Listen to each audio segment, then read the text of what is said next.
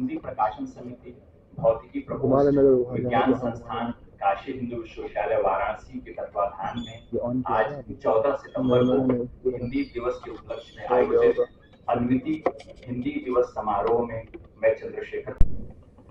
भारत की संविधान सभा ने 14 सितंबर 1949 को हिंदी को भारत की आधिकारिक भाषा के तौर पर स्वीकार किया। इसके बाद पहला हिंदी दिवस 14 सितंबर 1953 को मनाया गया। तब से लेकर आज तक 14 सितंबर को पूरे भारत में हिंदी दिवस मनाया जाता है। राष्ट्रपिता महात्मा गांधी जी ने हिंदी को जनमानस की भाषा कहा था। ये हिंदी भाषा ही है जो देश के सभी लोगों को एकता के सूत्र में पिरोती है।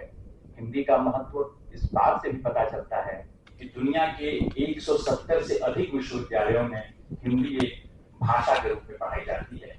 निज भाषा ही अपना स्वाभिमान ये सच है, निज भाषा ही अपनी पहचान ये सच है, निज भाषा ही राष्ट्र प्रगति का पथ है पावन, निज भाषा ही हम सबकी मुस्कान ये सच है।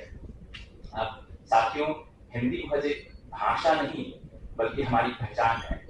आज हिंदी दिवस के इस मौके पर आप समस्त हिंदी प्रेमियों को हिंदी दिवस की हार्दिक शुभकामनाएं।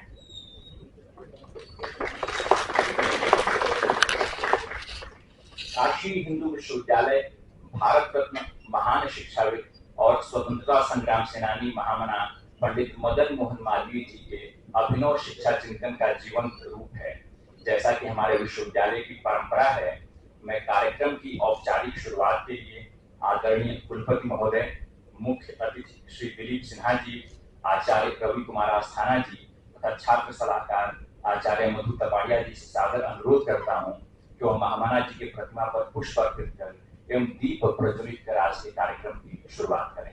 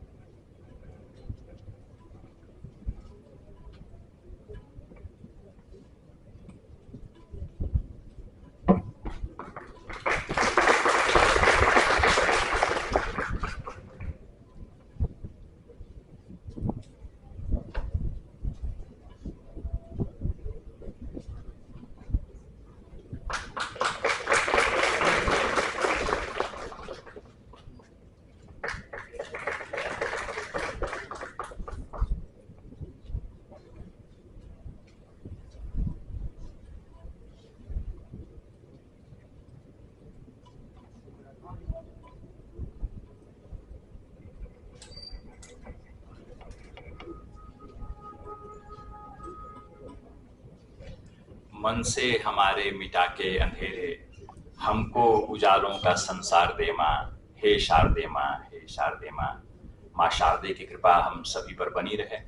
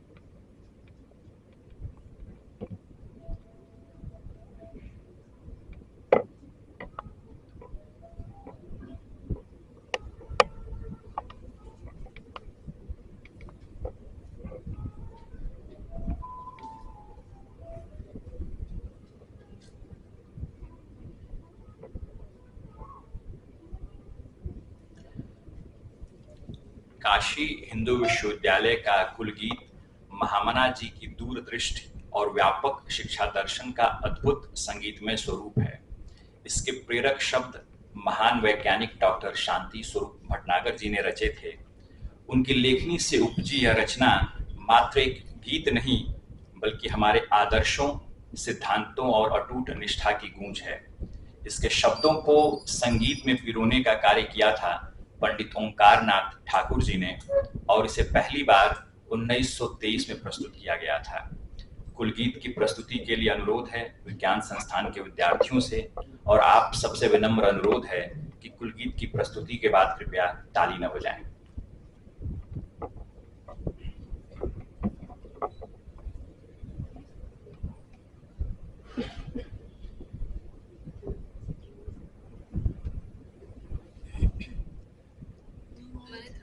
मनोहर अतीव सुंदर ये सर्व विद्या की राजधानी, राजधानी।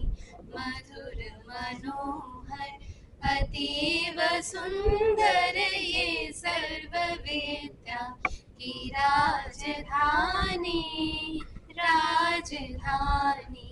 ये तीनों लोगों से न्यारी काशी, सुज्ञान धर्म और सत्य राशि, बसी है गंगा के रम्य तट पर ये सर्व विद्या की राजधानी, राजधानी।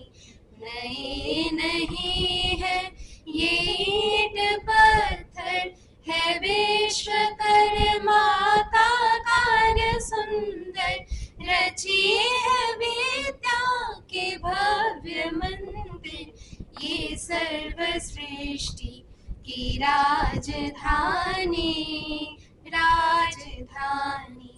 यहाँ की है पवित्र शिक्षा के सत्य पहले फिर आत्मरक्षा, बिके हरिश्चंद्र थे यहीं पर ये सत्य शिक्षा की राजधानी, राजधानी।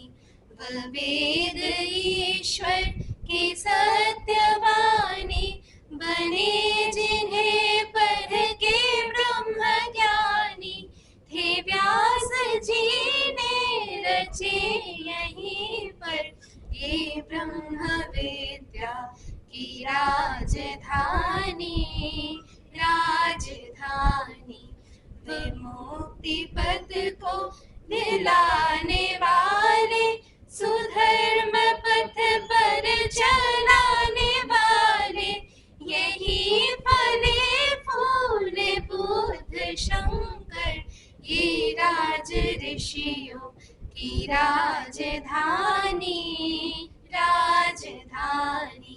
सुरम्य धाराएं वरुणासी, नहाए जिनमें कबीर तुलसी, भला हो कविता का क्यों न आकर ये राज ऋषियों की राजधानी, राजधानी। विविध कला अर्थ शास्त्र गायन, गणित खनिज औषधि रसायन, प्रतीचि प्राची का मेल सुंदर ये विश्वविद्या की राजधानी, राजधानी। ये मालवीय जी की देशभक्ति, ये उनका साहस, ये उनकी शक्ति, ये मालवीय जी की देशभक्ति, ये उनका साहस, ये उनकी शक्ति, प्रकट हुई है नवीन होकर ये कर्मवीरों की राजधानी, राजधानी। मधुर मनोहर अतीव सुंदर ये सर्व विद्या की राजधानी राजधानी मधुर मनोहर अतीव सुंदर ये सर्व विद्या की राजधानी राजधानी।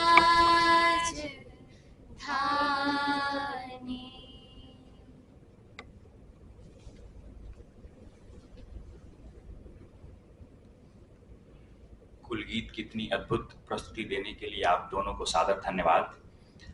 अब मैं वनस्पति विज्ञान विभाग के पूर्व अध्यक्ष आचार्य रवि कुमार आस्थाना जी और जंतु विज्ञान विभाग के अध्यक्ष एम सिंगरवेल जी से अनुरोध करूंगा कि वे स्मृति चिन्ह, शॉल और बुके देकर हमारे माननीय कुलपति महोदय का विज्ञान संस्थान में स्वागत करें।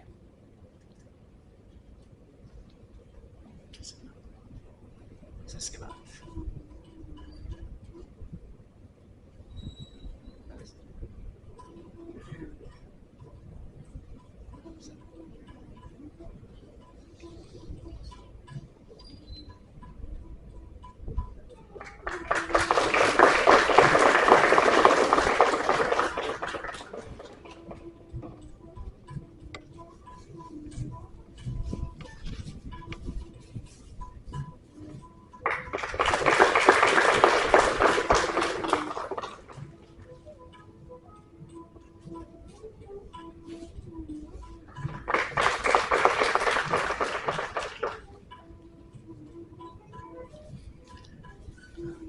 अब मैं हमारे आदरणीय कुलपति महोदय से सादर अनुरोध करता हूं कि वो हमारे आज के कार्यक्रम के मुख्य अतिथि श्री दिलीप सिन्हा जी का स्मृति चिन्ह, शॉल एवं बुके देकर स्वागत करें।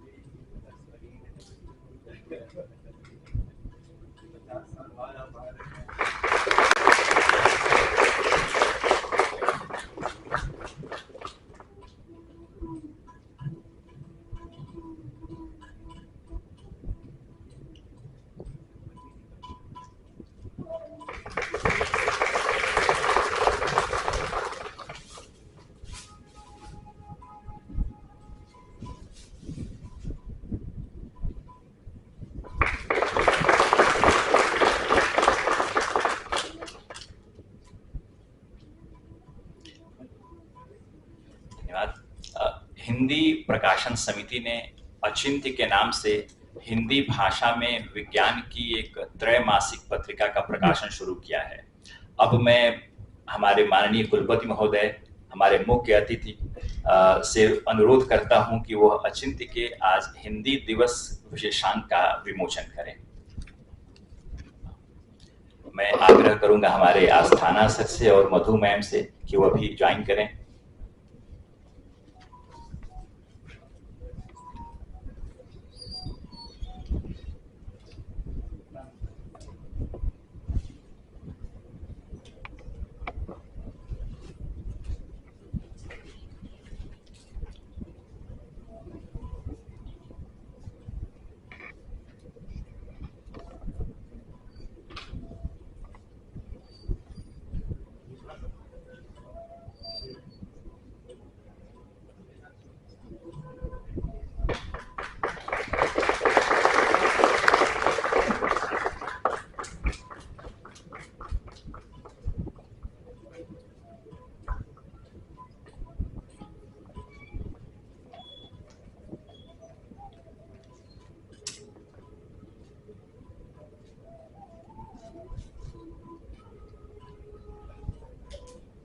आप सभी का हार्दिक धन्यवाद।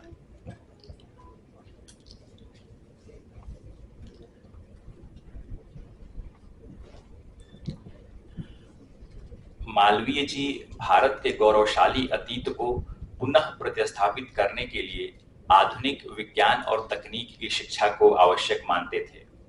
वे आधुनिक विज्ञान की शिक्षा को जन जन तक ले जाना चाहते थे। यह तभी संभव हो सकता था जब शिक्षा का माध्यम मातृभाषा हो। इसी उद्देश्य के लिए महामना जी ने 1930 में हिंदी प्रकाशन समिति की स्थापना की अब मैं अभिषेक और साक्षी से अनुरोध करता हूं कि वह आएं और हिंदी प्रकाशन समिति द्वारा हिंदी में विज्ञान के प्रचार और प्रसार के लिए की जा रही गतिविधियों से हमें अवगत कराएं। अभिषेक और साक्षी। दीपांशी और वैदेही।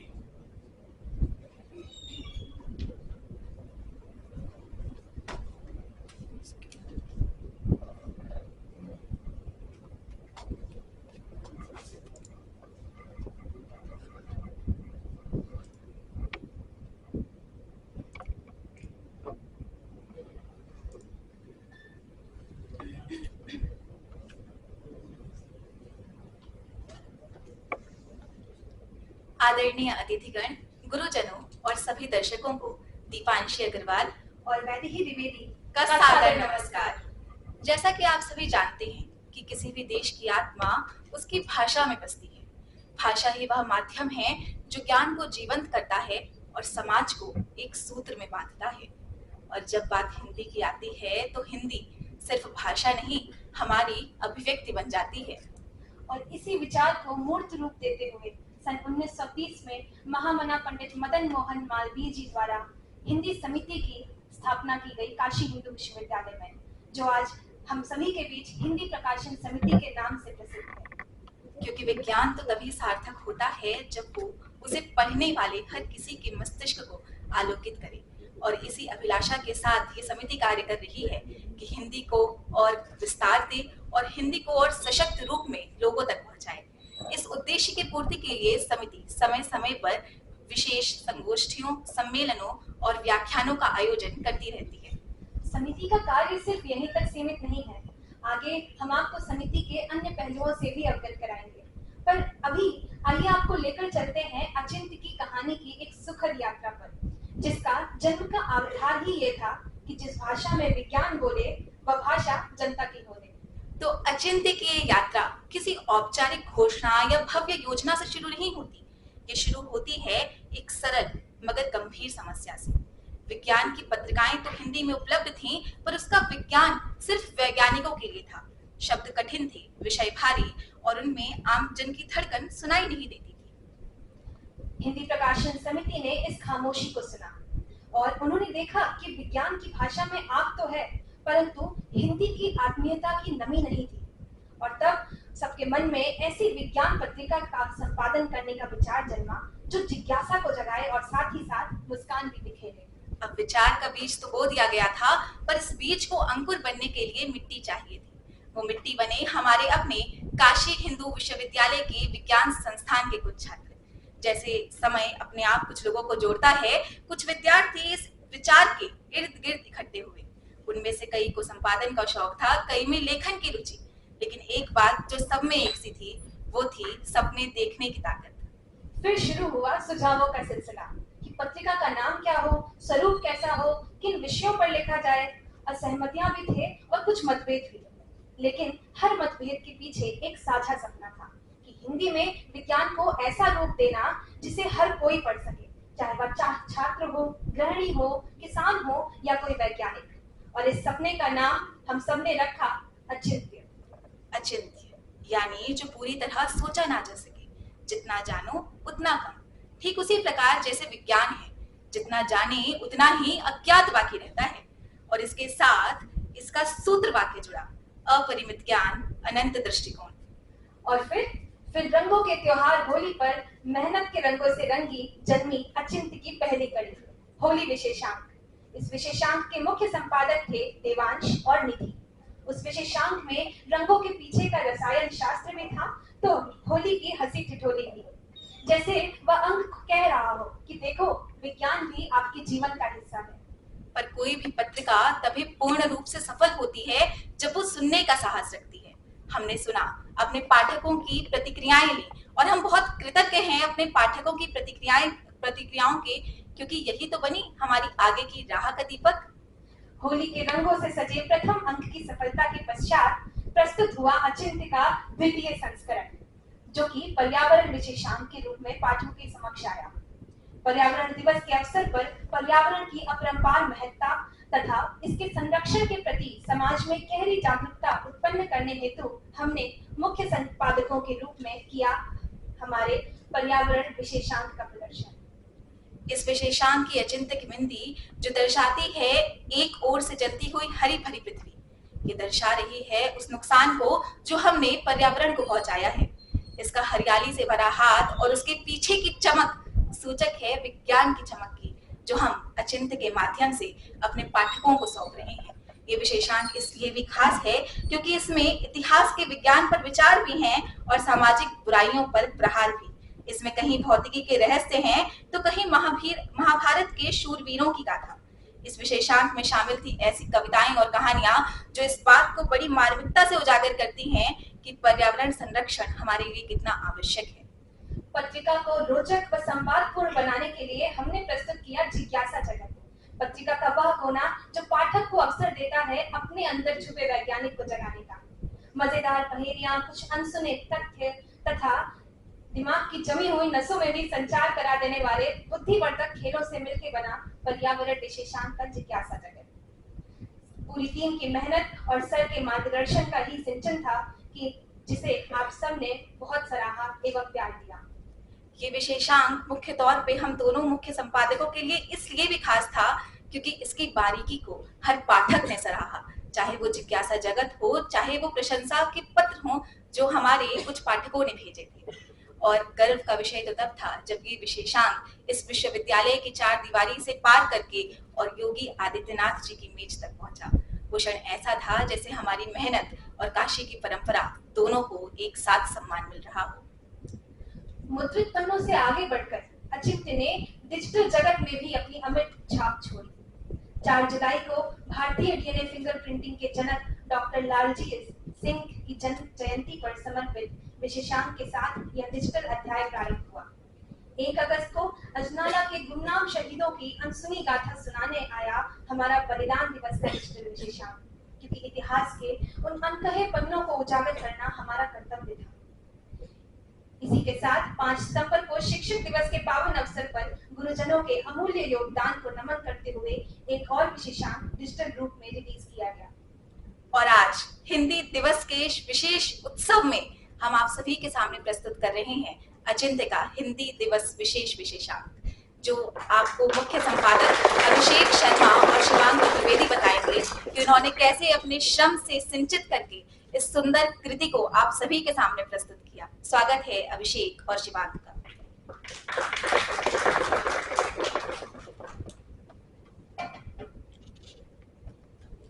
यहाँ उपस्थित सभी अतिथियों को मेरा सादर प्रणाम। मैं शिवांग चतुर्वेदी, जंतु विज्ञान विभाग, 3 वर्ष आपके सामने अचिंत्य हिंदी दिवस विशेषांक का भाव प्रकट करने के लिए उपस्थित हूँ। वैसे तो जब कोई बच्चा जन्म लेता है वह अपने घर वालों से मातृभाषा सीखता है, पर तब भी मैंने अपनी माँ को मम्मी ही कहा है। हम तो खड़ी बोली बोलने में ही खुश थे जब तक पहली कक्षा में हिंदी की किताब मेरे जीवन में नहीं आई। उसके कई सालों बाद तक मुझे मातृभाषा का कंसेप्ट क्लियर नहीं था, लेकिन चाह नहीं मैं सुरबाला के गहनों में गूंथा जाऊं और हामिद का चिमटा हमेशा जहन में बसा हुआ था। तब मैं सोचता था आखिर हमें हिंदी पढ़ने की आवश्यकता ही क्या है। बोलता तो हूं मैं हिंदी, फिर ये एक्स्ट्रा सब्जेक्ट क्यों? अंग्रेजी में तो मेहनत कर ही रहे हैं, ऊपर से संधि समास और कारक भी पढ़ो। 2 लाइनर कॉपी से 1 लाइनर में पहुंचे तो कहानियां समझ आने लगी। ये कहानियां अपनी थी, लगा कुछ इनमें बात है। हिंदी का सब्जेक्ट अब कहानियों का सब्जेक्ट बन चुका था। मेरे विद्यालय में हिंदी पखवाड़ा का आयोजन होता था। विजेताओं को बेहतरीन इनामों से नवाजा जाता था। अब हिंदी पुरस्कारों का विषय बन गई थी। 10वीं में जब हम साइंस और मैथ में मेहनत करते थे, हिंदी की स्कोरिंग सब्जेक्ट बन गई। बच्चन साहब को तो पढ़कर लगा कि मैं सच में 12वीं में आ गया हूँ, और हमको प्रेमचंद के 2 बैल तो याद ही है। हिंदी से प्रेम बढ़ा ही था कि कॉलेज में पहुंचे। यहाँ आकर पता चला कि यहाँ तो 3 ही विषय हैं। विज्ञान तो ले ली, पर अब साहित्य की याद आने लगी थी। अचिंत्य से जुड़ने का अवसर मिला तो लगा मानो मेरी छिपी अभिलाषा को पंख लग गए हों। 14 सितंबर करीब था। हिंदी को सम्मान देने का इससे अच्छा मौका और क्या हो सकता था। संपादकीय प्रक्रिया के दौरान ऐसी कई चीजें सीखने को मिली। एथिकल डिलेमा जैसे शब्द जिन्हें कभी किताबों में पढ़ा था, खुद ब खुद अनुभव करने का मौका मिला। परंतु इन सब से अनमोल था हिंदी का मेरे जीवन में फिर से लौटना। ऐसा लगा जैसे मैं घर लौट गया हूँ। अचिंत्य के इस विशेषांक से हमने हिंदी को धन्यवाद कहा है। मनमोहक कविताओं के लिए, प्रेरक कहानियों के लिए, मधुर गजलों और गीतों के लिए, इंग्लिश बनकर मेरे मोबाइल में रहने के लिए और उन सभी शब्दों के लिए जिनसे हम अपनी भावनाओं को व्यक्त कर पाते हैं। धन्यवाद हिंदी, हमेशा मेरे साथ रहने के लिए। अब मैं अपने सह संपादक को आमंत्रित करता हूं कि वो आकर हिंदी विशेषांक का वर्णन करें। धन्यवाद शिवांग।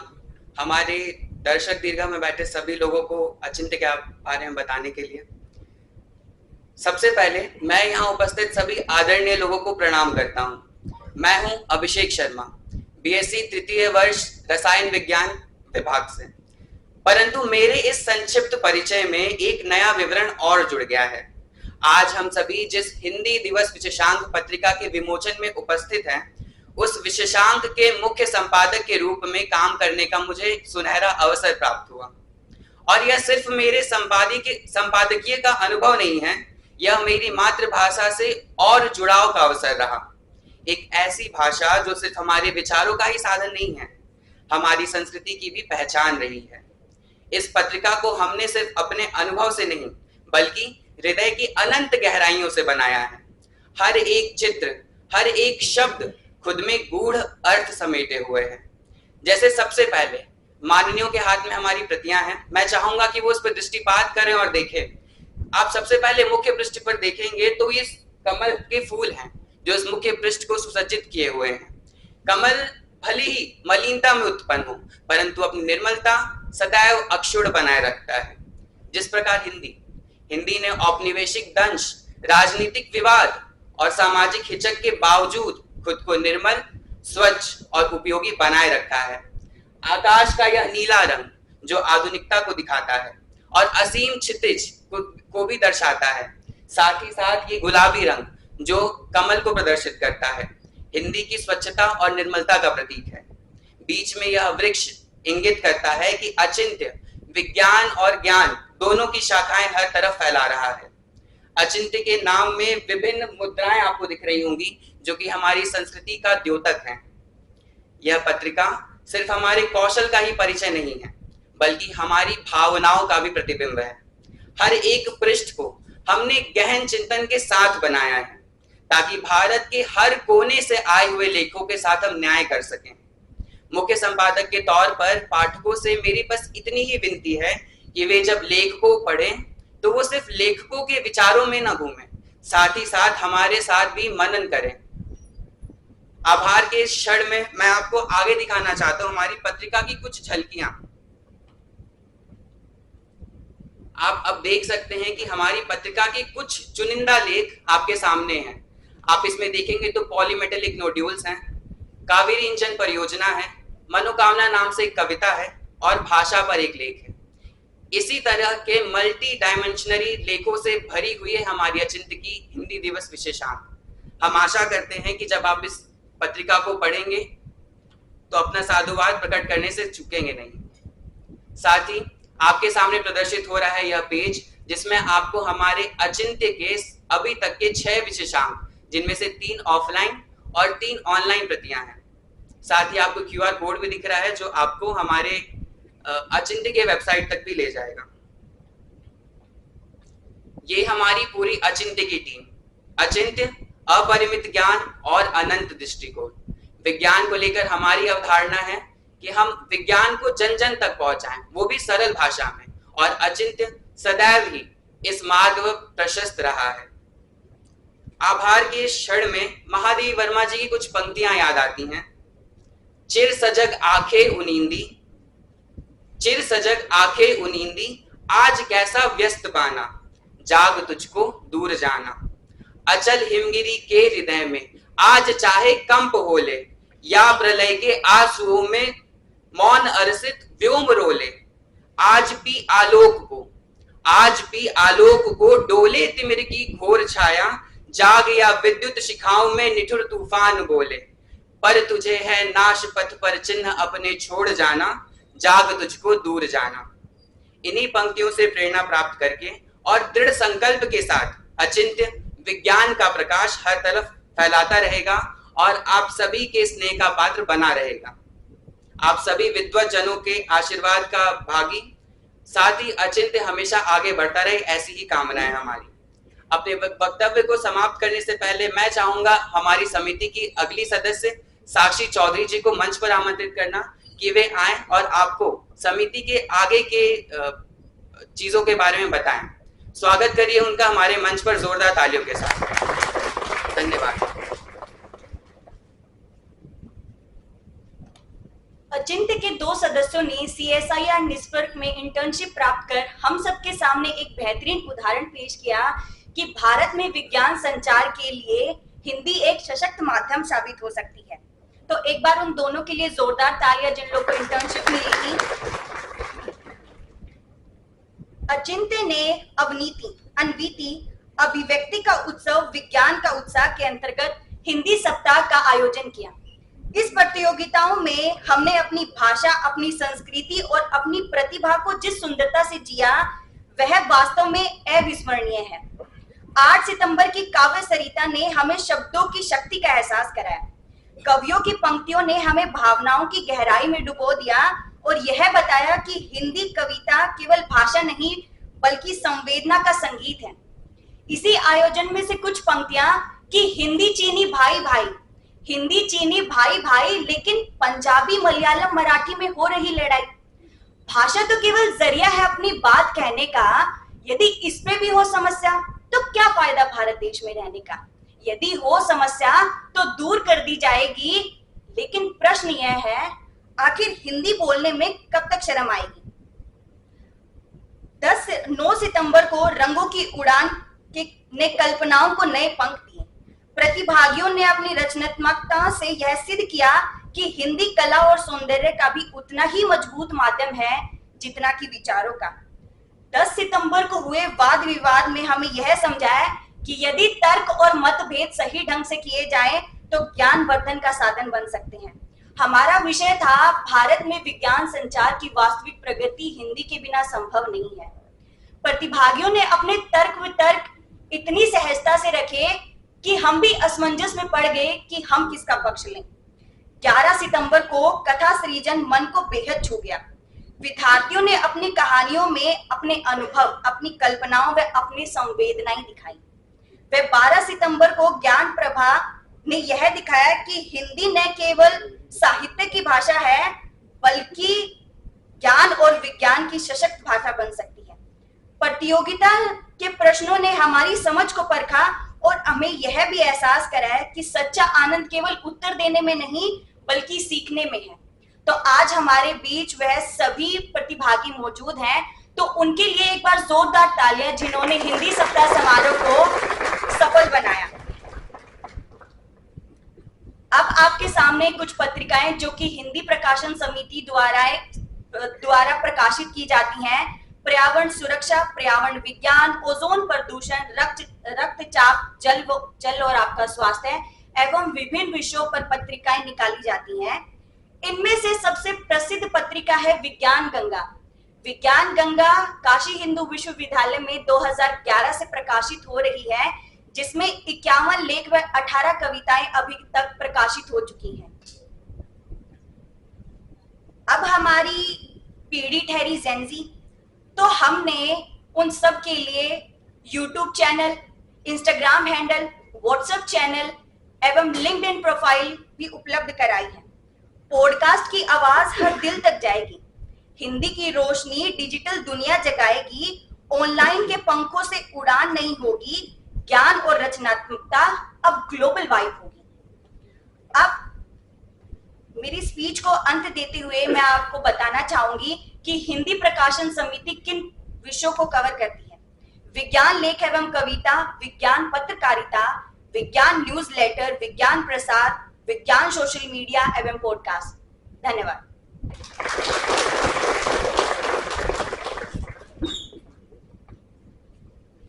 हिंदी प्रकाशन समिति की इस यात्रा को इतने रोचक तरीके से हम सभी के सामने प्रस्तुत करने के लिए आप सभी को बहुत बहुत धन्यवाद।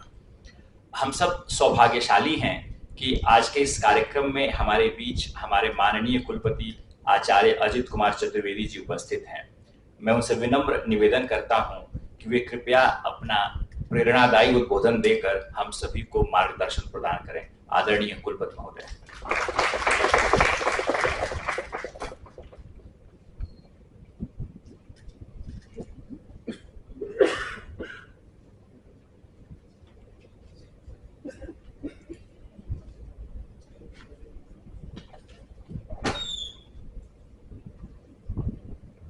श्री दिलीप सिन्हा जी हमारे इस कार्यक्रम में चीफ गेस्ट और हमारे इस विश्वविद्यालय में 50 साल बाद पधारे, तो और सारे हमारे यहाँ पे जो कलीग्स हैं, जो हमारे छात्र हैं, छात्राएं हैं, विज्ञान संकाय के चाहे दूसरे संकाय के, तो उन सभी को इस शुभ दिवस की बहुत बहुत बधाई।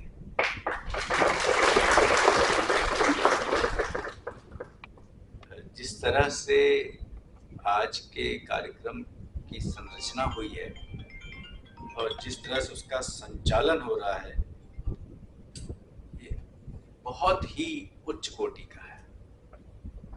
जो स्क्रिप्ट लिखी गई है, जो प्रेजेंट करने का तरीका है, जो मल्टीपल पार्टिसिपेशन है, बहुत सारे लोग पार्टिसिपेट कर रहे हैं प्रेजेंट करने में, उसको देख के मुझे बहुत हर्ष हो रहा है और मैं पूरी टीम को बहुत बधाई देना चाहता हूँ इसके लिए।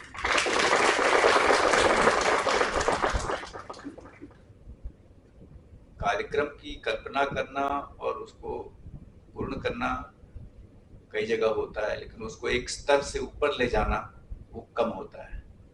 आज के कार्यक्रम में मुझे लग रहा है एक स्तर से ऊपर गया है कार्यक्रम,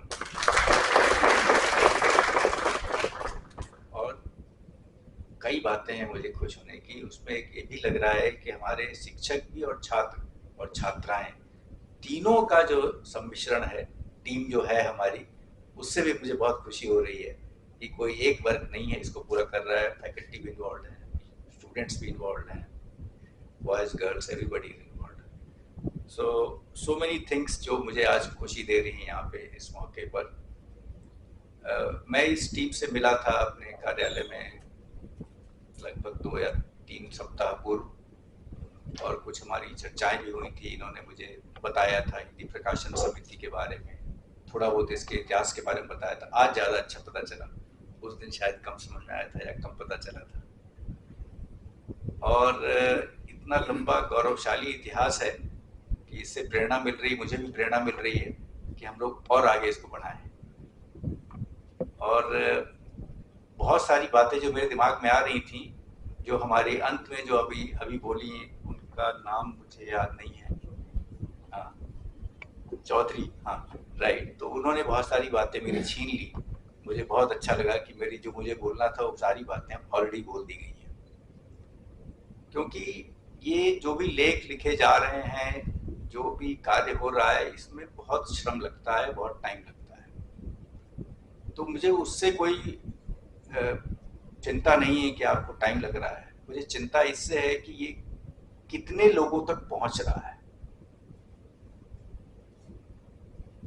और क्या वो लोग केवल साइंस फैकल्टी के हैं, क्या वो लोग केवल बीएचयू के हैं, क्या वो लोग केवल वाराणसी के हैं, क्या वो लोग केवल उत्तर प्रदेश के हैं, क्या वो लोग पूरे देश के हैं, या वो पूरे विश्व के हैं।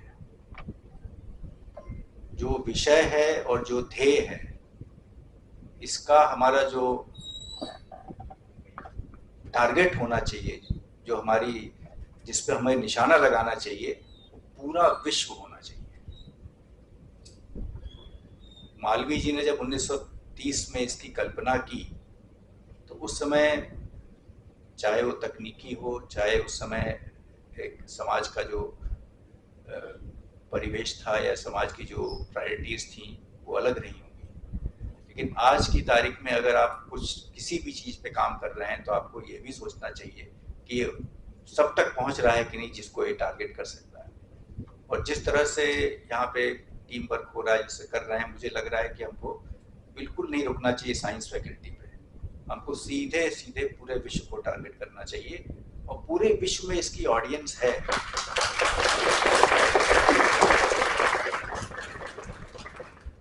ऐसा नहीं है कि इसको सुनने के लिए लोग नहीं हैं या इसमें इंटरेस्ट वाले लोग नहीं हैं।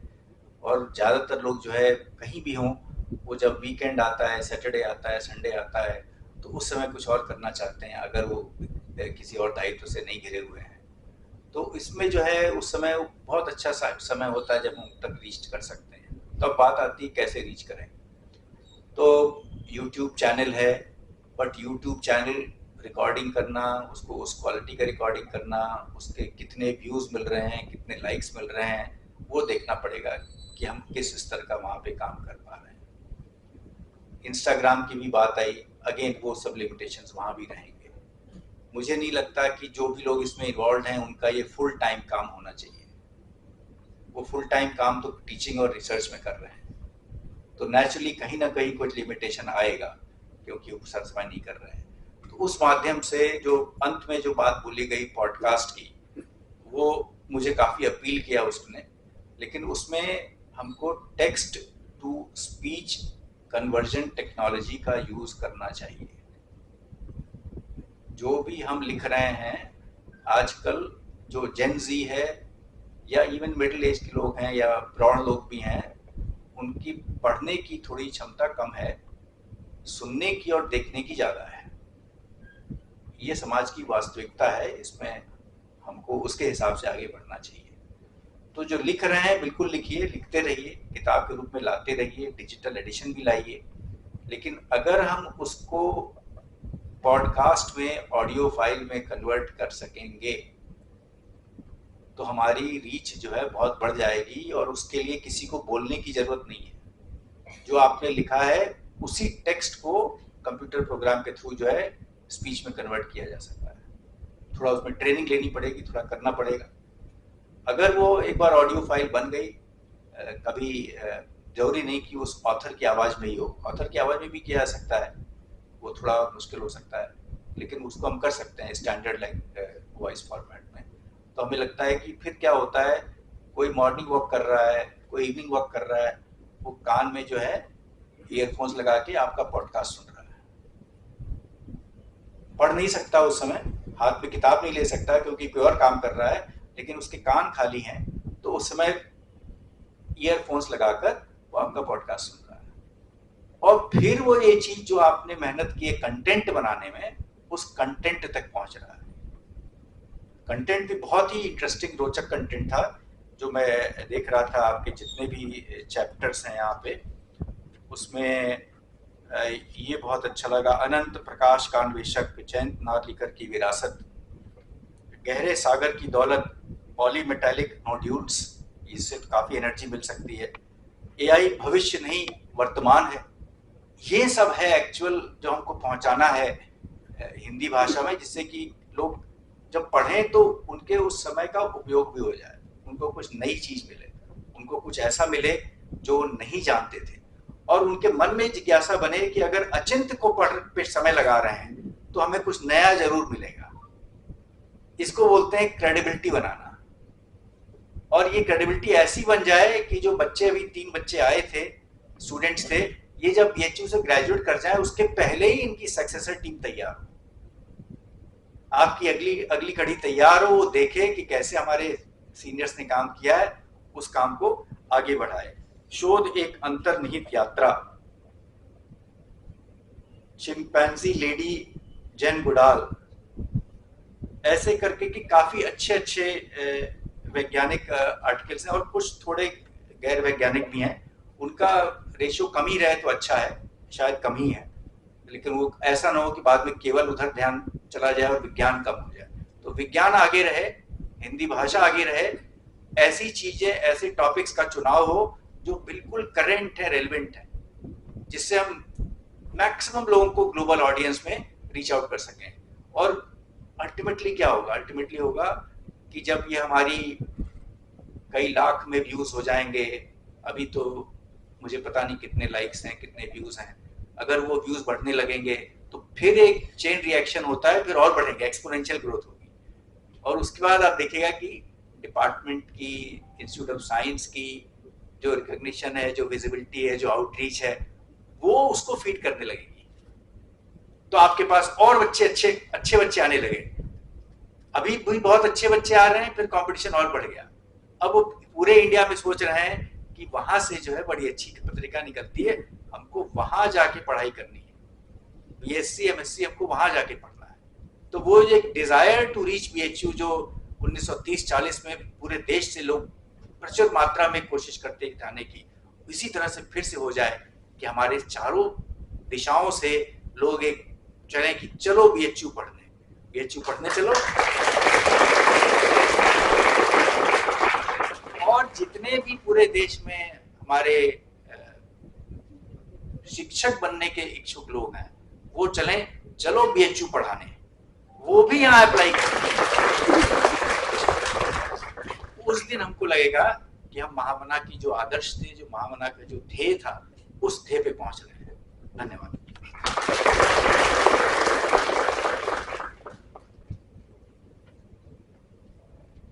मैं अपने मुख्य अतिथि से विनम्र क्षमा चाहता हूं कि मैं आगे रुक नहीं पाऊंगा, और कार्यक्रम आगे चलेगा, मुझे अच्छे से चलेगा, क्योंकि मैं देख रहा हूं और मुख्य अतिथि की बातें जरूर बहुत सुनने लायक होंगी, लेकिन मैं अगली बार उनसे संपर्क करूंगा। मैं आपसे क्षमा चाहता हूँ।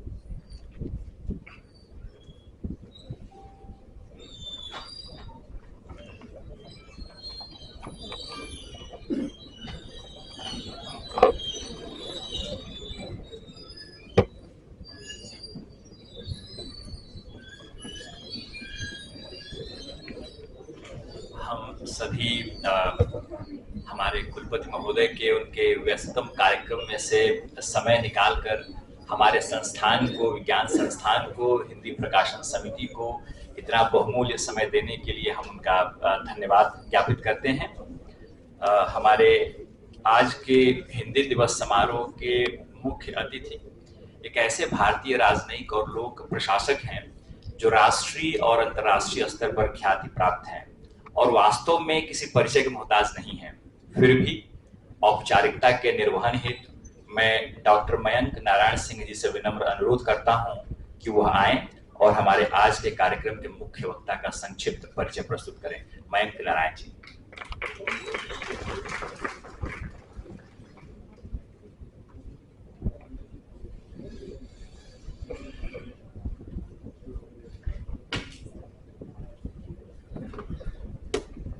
सभागार में उपस्थित सभी विद्वद्गण, श्री दिलीप सिन्हा जी, सर से मेरा परिचय तो कुछ दिनों पुराना है।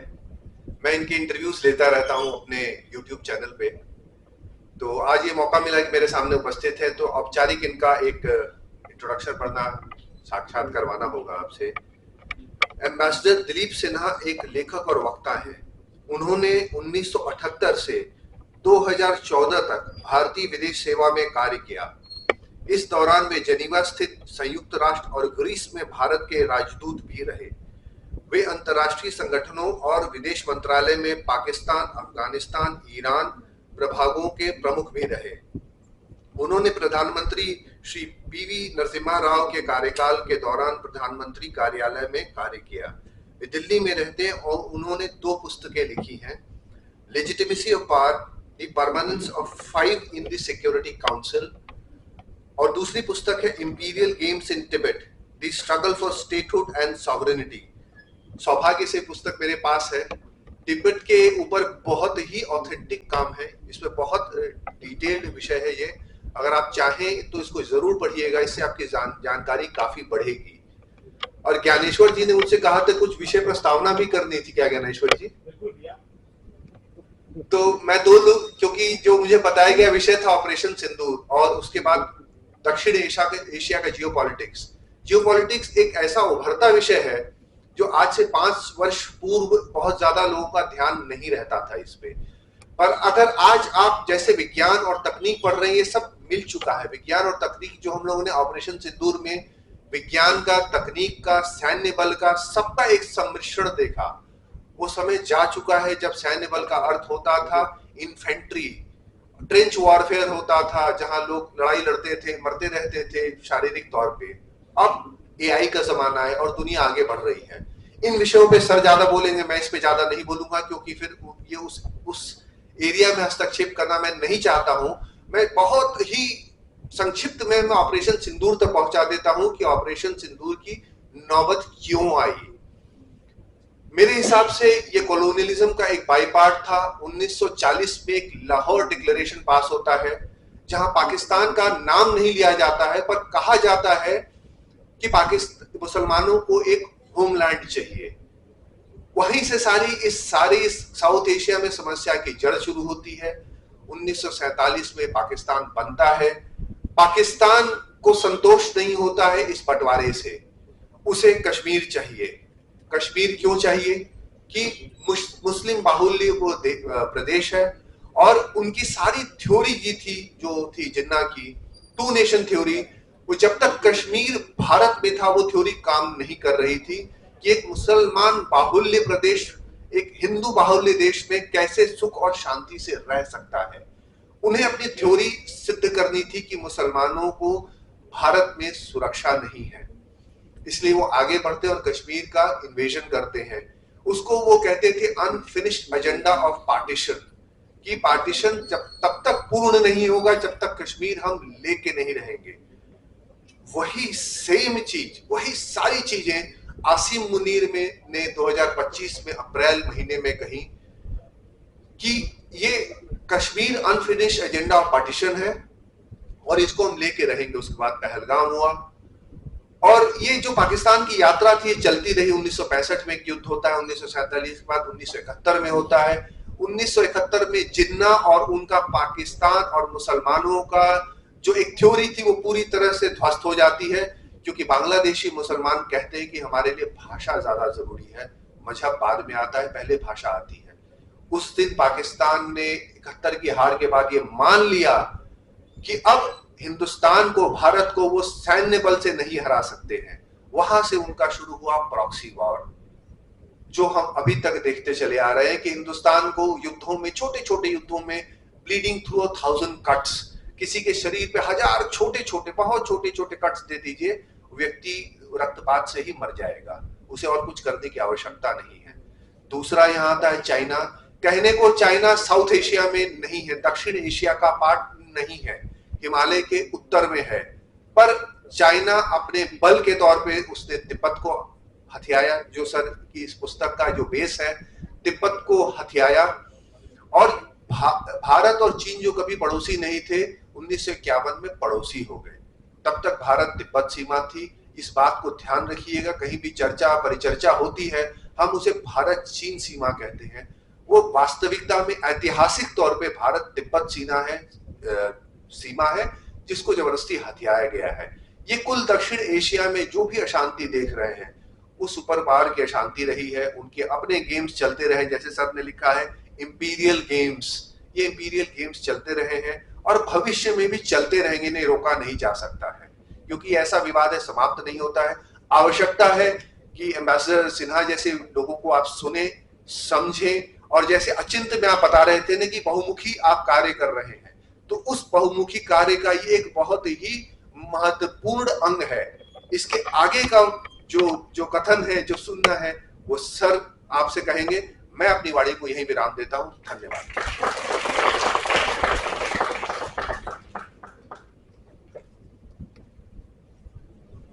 धन्यवाद मयंक जी। अब मैं हमारे आज के कार्यक्रम के मुख्य अतिथि को उनके उद्बोधन के लिए सादर आमंत्रित करता हूं, श्री दिलीप सिन्हा जी।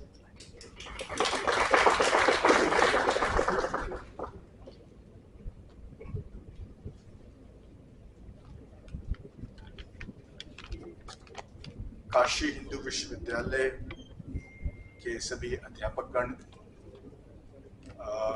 छात्र छात्राएं, मैं इस विश्वविद्यालय का आभारी हूं कि मुझे यहाँ बुलाया गया है, निमंत्रित किया गया है कुछ अपने विचार प्रस्तुत करने के लिए। और मैं हिंदी प्रकाशन समिति को भी इस बात के लिए बधाई देता हूं कि न केवल विज्ञान पर उनकी पत्रिकाएं हैं, अचिंत्य वगैरह, बल्कि वो विश्व राजनीति पर भी ध्यान देते हैं, क्योंकि जैसा कि मैंग जी ने भी कहा कि आज का जो विश्व है इसमें सभी चीजें एकदम मिल गई हैं, पहले भी मिली थी, लेकिन आज जो भारत जब एक विश्व शक्ति के रूप में उभर रहा है तो भारत में अंतर्राष्ट्रीय जियो पॉलिटिक्स को, अंतर्राष्ट्रीय राजनीति को समझने को की बहुत जरूरत है। आज जो भारत का जो डायस्पोरा जो है सारे विश्व में फैला हुआ है, वो सारे प्रभावित हैं विश्व की जो घटनाएं होती हैं उससे। तो विश्व की बातों को समझना बहुत जरूरी होता है। और आज का जो विषय मुझे दिया गया है वो है दक्षिण एशिया में जो यहाँ की जो राजनीति है और जो ऑपरेशन सिंदूर जिस पर आपने काफी विचार विमर्श किया है, उसका जो प्रभाव पड़ा है इस क्षेत्र पर, तो उस पर मैं थोड़ी बहुत चर्चा करूंगा। मैं कोशिश करूंगा, 1:15 बज रहे हैं कि मैं करीब आधे घंटे में अपना वक्तव्य व्याख्यान पूरा करूं। मैं इस व्याख्यान को 3 भागों में बांटूंगा। एक जो वैश्विक व्यवस्था, जो जियोपॉलिटिक्स जो है विश्व की है, वो क्या है, कैसे उभरी है। दूसरा, दक्षिण एशिया की जो राजनीति इस वक्त है, जो हमारे देश हैं जिनमें जो कुछ उथल पुथल मचा हुआ है, उसके बारे में कुछ बताऊंगा मैं। और उसके बाद दक्षिण एशिया में जो महाशक्तियां हैं, प्रमुख महाशक्तियां विश्व की, वो क्या कर रही हैं, क्या उनका उद्देश्य है, उस पर मैं थोड़ा सा कहूंगा। उसके बाद कोशिश करूंगा कि 30 मिनट में अपना व्याख्यान पूरा कर लूं। तो जहां तक वैश्विक व्यवस्था का सवाल है, इसमें आपको मालूम है कि पहले एक शीत युद्ध शुरू हुआ था, क्योंकि द्वितीय महायुद्ध के बाद जो वैश्विक व्यवस्था जो बनाई थी, वो बनाई थी जो विजेता देश थे उन लोगों ने, जिसमें कि 3 प्रमुख देश थे, ब्रिटेन, अमेरिका और सोवियत संघ। तो इन लोगों ने मिलकर के यूनाइटेड नेशंस यानी संयुक्त राष्ट्र का गठन किया, जिसका उद्देश्य था विश्व में शांति स्थापित करना और शांति बनाए रखना। लेकिन आपको मालूम है कि ये जो विजेता देश थे, वो संयुक्त राष्ट्र बनाने के तुरंत बाद इनमें आपस में फूट पड़ गई और इनमें आपस में एक शीत युद्ध शुरू हो गया। इसके कारण जो वैश्विक व्यवस्था थी वो एक और संयुक्त राष्ट्र सुरक्षा परिषद तो बन गया, लेकिन जो आर्थिक व्यवस्था थी उसमें फूट पड़ गई। और एक और पूंजीवादी अर्थव्यवस्था बनी विश्व की और दूसरी ओर साम्यवादी व्यवस्था बनी। पूंजीवादी व्यवस्था में अमेरिका का वर्चस्व था, उसमें जनरल एग्रीमेंट ऑन ट्रेड बना। और जो साम्यवादी व्यवस्था थी उसमें कॉमेकॉन बना, कम्युनिस्ट इंटरनेशनल वगैरह, उसके जो सोवियत संघ का वर्चस्व था उसमें। इस समय चीन में क्रांति आ गई थी और कम्युनिस्ट पार्टी, जो गृह युद्ध चल रहा था करीब 30-40 वर्षों से वहां पे, उसमें कम्युनिस्ट पार्टी विजयी हुई और चीनी कम्युनिस्ट पार्टी और सोवियत कम्युनिस्ट पार्टी दोनों में दोस्ती शुरू हुई। तो जो शीत युद्ध था उसमें शुरुआत में एक और सोवियत संघ और चीन थे और बाकी कम्युनिस्ट देश थे, और दूसरी ओर पूंजीवादी देश थे जिसमें अमेरिका था सबसे आगे। और उन्होंने नेटो बनाया और साम्यवादी देशों ने वार्सो पैक्ट बनाया। लेकिन एक दशक के अंदर सोवियत संघ और चीन में फूट पड़ गई और चीन अलग हो गया, जिसका फायदा अमेरिका ने उठाया और अमेरिका ने चीन से दोस्ती की और चीन को सोवियत संघ से अलग किया। इसके बाद आपको मालूम है कि 1990 में सोवियत संघ टूट गया, उसका विघटन हो गया। तो इसके बाद अमेरिका ने कहा कि अब जो पूंजीवादी देश जो हैं ये अपनी अर्थव्यवस्था भी दुनिया में लागू करेंगे। और इसी का नतीजा हुआ कि वर्ल्ड ट्रेड ऑर्गेनाइजेशन बना 1995 में, और उस वर्ल्ड ट्रेड ऑर्गेनाइजेशन में चीन को भी शामिल किया गया। और इस समय एक दौर शुरू हुआ जिसे कहते हैं ग्लोबलाइजेशन का दौर शुरू हुआ। लेकिन ग्लोबलाइजेशन के दौर में एक बड़ी मजेदार बात यह हुई कि इसका सबसे ज्यादा फायदा चीन ने उठाया। और चीन जो कि 2001 में वर्ल्ड ट्रेड ऑर्गेनाइजेशन का सदस्य बना, वो इस दौरान उसकी अर्थव्यवस्था इतनी मजबूत हो गई कि वो दूसरे सबसे बड़े विश्व के आर्थिक दृष्टि से सबसे मजबूत देश बन गया, विश्व का सबसे बड़ा ट्रेडिंग कंट्री बन गया। व्यापार आयात निर्यात दोनों मिला करके उसका व्यापार जो था वो अमेरिका के व्यापार से ज्यादा हो गया, तो अमेरिका थोड़ा घबराने लगा इससे। और राष्ट्रपति ओबामा के समय से ही शुरू हो गई थी ये सोच कि भाई चीन अब हमारा प्रतिद्वंदी बन के उभर रहा है। और उसके बाद जब ट्रंप की जो पहला टर्म था, पहला कार्यकाल था, उसमें उन्होंने चीन के खिलाफ कुछ कार्रवाई भी की, आर्थिक कदम उठाए, जिससे कि थोड़ी बहुत खटास आनी शुरू हो गई। और जब राष्ट्रपति बाइडेन आए तब तो उन्होंने पूरी तरह से ये प्रयास किया कि चीन की आर्थिक व्यवस्था को और उठने नहीं दिया जाए। और इसमें कुछ हद तक सफल भी हुआ अमेरिका, क्योंकि चीन का जो विश्व का जो कुल जीडीपी है उसका प्रतिशत के रूप में चीन 2021 में 17% पर पहुंचा, उससे ज्यादा आगे बढ़ नहीं पाया। और 1921 के बाद 2021 के बाद, मैं हमेशा कंफ्यूज करता रहता हूँ, उम्र ज्यादा हो रही है, तो 2021 के बाद से चीन का जो विश्व का जो जीडीपी है उसका जो हिस्सा है वो पीक कर चुका है, शिखर पर पहुंच चुका है, धीरे धीरे नीचे आ रहा है, 17% के आसपास ही है, उससे नीचे नहीं गया है। लेकिन अमेरिका का जो हिस्सा है वो बढ़ रहा है पिछले 4 वर्षों में। अब क्या होगा वो कहना मुश्किल है, क्योंकि अब जब दूसरे कार्यकाल में जब ट्रंप आए हैं तो उन्होंने काफी उथल-पुथल मचा रखा है, न केवल विश्व में बल्कि अमेरिका के अंदर भी। तो अभी जो सारे ट्रेंड्स थे उनको समझना, उन पर भविष्यवाणी करना मुश्किल हो गया है। लेकिन ये बात निश्चित है कि जो वर्तमान व्यवस्था है उसमें एक और अमेरिका उभर कर आया है, दूसरी ओर चीन उभर कर आया है, रूस जो कि अब विश्व में 11वें नंबर पर चला गया है जीडीपी के दृष्टिकोण से। तो टॉप 10 कंट्रीज में रूस का नंबर नहीं आता है, लेकिन रूस की जो सैन्य शक्ति वो बहुत है। और वो सैन्य शक्ति उसने दिखा दी यूक्रेन पे युद्ध करके। यद्यपि वो युद्ध जीत नहीं पाया है, लेकिन 3-3.5 साल युद्ध करना। और उससे भी बड़ी बात ये हुई है कि रूस पर सैंक्शन लगने के बावजूद रूस की जो आर्थिक स्थिति है वो कमजोर नहीं हुई है। और वो इसलिए कमजोर नहीं हुई है कि रूस और चीन में मैत्री हो गई। और रूस और चीन जैसे कि एकदम 1960 के दशक में युद्ध भी हुआ था, सीमा युद्ध हुए थे उन दोनों के बीच में, और काफी कुछ विवाद है उनमें आपस में। लेकिन उसके बावजूद अब उनमें दोस्ती हो गई है। और दोनों की जो अर्थव्यवस्थाएं हैं वो एक दूसरे की पूरक है, कॉम्प्लीमेंट्री है। क्योंकि रूस में रॉ मटेरियल्स बहुत है निर्यात करने के लिए, और चीन के पास गुड्स हैं जो मैन्युफैक्चर्ड गुड्स हैं एक्सपोर्ट करने के लिए। तो रूस की जो भी आवश्यकताएं हैं कंज्यूमर गुड्स की वगैरह वगैरह, वो सब चीन से आ रही हैं। और रूस से रॉ मटेरियल्स विशेषकर पेट्रोलियम, नेचुरल गैस वगैरह रूस को एक्सपोर्ट हो रहे हैं, चीन को एक्सपोर्ट हो रहे हैं। तो इससे क्या हुआ है कि ये दोनों देश जो हैं, इन दोनों का व्यापार बढ़ा है, और उससे रूस की अर्थव्यवस्था को बहुत मजबूती मिली है। तो जो पश्चिमी देश ये सोच रहे थे कि वो रूस पर सैंक्शन लगा करके रूस की अर्थव्यवस्था को कमजोर कर देंगे और वो यूक्रेन में युद्ध नहीं कर पाएगा, वो चाल उनकी नहीं चल पाई है। तो ये विश्व की अर्थव्यवस्था इस वक्त है कि एक और शीत युद्ध को कुछ लोग कहते हैं कि शीत युद्ध तो वापस आ गया है, बल्कि वो एक रूप में शीत युद्ध नहीं रहा, बल्कि वो तो हिंसक युद्ध हो गया है, क्योंकि यूक्रेन में लड़ाई हो रही है।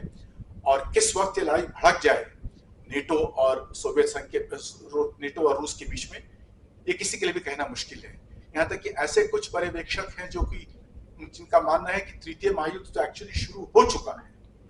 ये अब केवल भड़कने की बात है कि कहाँ भड़कता है, यूक्रेन में, गाजा में, या साउथ चाइना सी में, वो देखने वाली बात है। ताइवान पर होता है नहीं होता है। लेकिन जिस प्रकार से अंतर्राष्ट्रीय तनाव बढ़ा है और जिस प्रकार युद्ध चल रहे हैं उसमें, और जिस प्रकार की अंतर्राष्ट्रीय स्तर पर बातचीत बहुत कम हो गई है, उससे ये खतरा है कि ये तृतीय महायुद्ध जो शुरू हो चुका है कभी भी पूर्ण युद्ध का रूप ले सकता है। अब हम आते हैं दक्षिण एशिया पर। दक्षिण एशिया में भी आपने देखा है कि बहुत उथल पुथल हो रहा है। पिछले 3 वर्षों में हमारे 3 पड़ोसी देशों में विद्रोह हुए, जिन्हें युवा विद्रोह कहते हैं। 2022 में श्रीलंका में, फिर पिछले वर्ष बांग्लादेश में, अभी नेपाल में चल ही रहा है बल्कि। तो जहां एक और विश्व में उथल पुथल हो रहा है, उसी प्रकार हमारे दक्षिण एशिया में भी उथल पुथल शुरू हो गया है। और इसके क्या कारण है, थोड़ा मैं उस पर ध्यान बताना चाहता हूँ उसके बारे में। कि दक्षिण एशिया, जो जिसे बहुत लोग भारतीय उपमहाद्वीप भी कहते हैं, इंडियन सब कॉन्टिनेंट भी कहते हैं, ये दक्षिण एशिया टर्म पश्चिमी देशों ने शुरू किया था क्योंकि इंडियन सब कॉन्टिनेंट कहने से पाकिस्तान को आपत्ति थी, तो इसे साउथ एशिया के नाम से या दक्षिण एशिया के नाम से अब जानते हैं हम लोग। इस दक्षिण एशिया में कुछ तो जो सार्क के देश थे वो हैं, उसके अलावा म्यांमार को भी शामिल करेंगे और कुछ हद तक मैं इसमें तिब्बत को भी शामिल करूंगा, क्योंकि तिब्बत ही भारत का सबसे बड़ा पड़ोसी देश ऐतिहासिक रूप से रहा है। तो ये जो सब कॉन्टिनेंट है, उपमहाद्वीप है, इसकी एक विशेषता रही है कि ये सामाजिक और आर्थिक दृष्टि से बहुत खुला मिला रहा है। ऐतिहासिक दृष्टि से बहुत पुरानी बात है कि काबुल से लोग आया करते थे ड्राई फ्रूट्स लेकर के भारत में बेचने के लिए, वापस जाते थे। तिब्बत से आया करते थे ऊनी सामान लेकर यहाँ बेचने के लिए। शंकराचार्य ने जब पूरे देश में भ्रमण करके 4 गढ़ बनाए हिंदू धर्म को पुनर्जागृत करने के लिए, ये सब इस बात के द्योतक हैं कि सब कॉन्टिनेंट हमेशा आर्थिक दृष्टि से, सामाजिक दृष्टि से, सांस्कृतिक दृष्टि से एक यूनिट, एक इकाई रहा है। लेकिन जब उपनिवेशवाद, जब ब्रिटिश एम्पायर खत्म हुआ यहाँ पर, तो उससे उभर करके आए एक इंडिया बना और उसके अलावा बहुत सारे छोटे छोटे देश चारों तरफ बने। भारत ने इस बात को स्वीकार किया कि हम एक बाहुल्य प्रधान देश हैं, हमें बहुलता है, हमारे यहाँ बहुत तरह के समुदाय हैं, बहुत तरह के रीजन्स हैं, बहुत तरह के प्रांत हैं। तो हमने एक फेडरल स्ट्रक्चर, एक संघीय स्ट्रक्चर बनाया जिसमें कि प्रत्येक प्रांत को, प्रत्येक क्षेत्र को, प्रत्येक उसको एक जो उसकी जो स्थानीय जो भाषाएं हैं, जो संस्कृति है, उसे उभरने का मौका मिले और उसको सम्मान दिया जाए। उसी प्रकार मानवाधिकार, अल्पसंख्यकों अधिकार, इन सबको भारत ने स्वीकार किया कि हम सब हम अपनी बहुलता को, अपने बाहुल्य को हम सम्मान देते हैं, उसका आदर करते हैं। लेकिन हमारे पड़ोसी देश जो कि उसी प्रकार बाहुल्य हैं जिस प्रकार की हम हैं, उन्होंने अपने आप को परिभाषित किया एक समुदाय या एक धर्म या किसी एक इकाई भाषा के रूप में, और उनके अंदर जो अल्पसंख्यक थे उनके अधिकारों को उन्होंने स्वीकार नहीं किया और मानव अधिकार भी उन्होंने ज्यादा उनको साथ सम्मान नहीं दिया। इसका नतीजा ये हुआ कि ये सारे देश अस्थिर हो गए, क्योंकि जब आप अपने देश के अंदर अपनी जनता की जो मांग है, उनके जो एस्पिरेशंस हैं, उनकी जो आशाएं हैं, उनको आप पूरा होने नहीं देंगे तो विद्रोह या कम से कम विद्वेष की भावना तो निश्चित रूप से बढ़ेगी, और यही सारे देशों में हुआ। और एक और विशेषता इन पड़ोसी देशों के साथ भारत की है कि हर पड़ोसी देश के कुछ जो सीमा पर जो समुदाय हैं वो दोनों तरफ हैं, उस देश में भी हैं और भारत में भी हैं। और यदि जो उन देशों में जो समुदाय है वो अल्पसंख्यक है और उन पर किसी प्रकार का अत्याचार होता है तो उसका प्रभाव भारत पर पड़ता है। उदाहरण स्वरूप श्रीलंका में जब तमिल जो अल्पसंख्यक है वहां पर जब उन पर अत्याचार हुआ वहां पे, तो वो भाग के भारत आ गए। या बांग्लादेश में जब हिंदुओं पर हुआ तो भाग के भारत में आए। पाकिस्तान ने तो खैर अल्पसंख्यकों को बिल्कुल समाप्त कर दिया है, इसलिए वहां तो आपको बचा नहीं है। लेकिन पाकिस्तान में अंदर जो अल्पसंख्यक है, जो प्रांत हैं, उनकी अलग समस्याएं हैं। नेपाल में वही स्थिति है।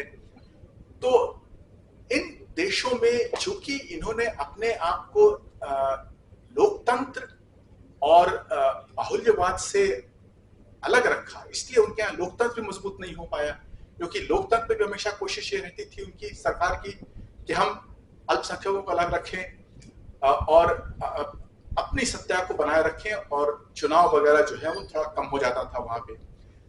इसका नतीजा होता हुआ कि इन सभी देशों के साथ जो आंतरिक राजनीतिक स्थिति थी वो हमेशा अनस्टेबल रही, अस्थिर रही, और भारत के साथ संबंध भी हमेशा कमजोर रहे, क्योंकि ये देश जो थे वो अपनी राष्ट्रीय परिभाषा भारत के साथ मिलकर करते कि जो भारत है हम वो नहीं है।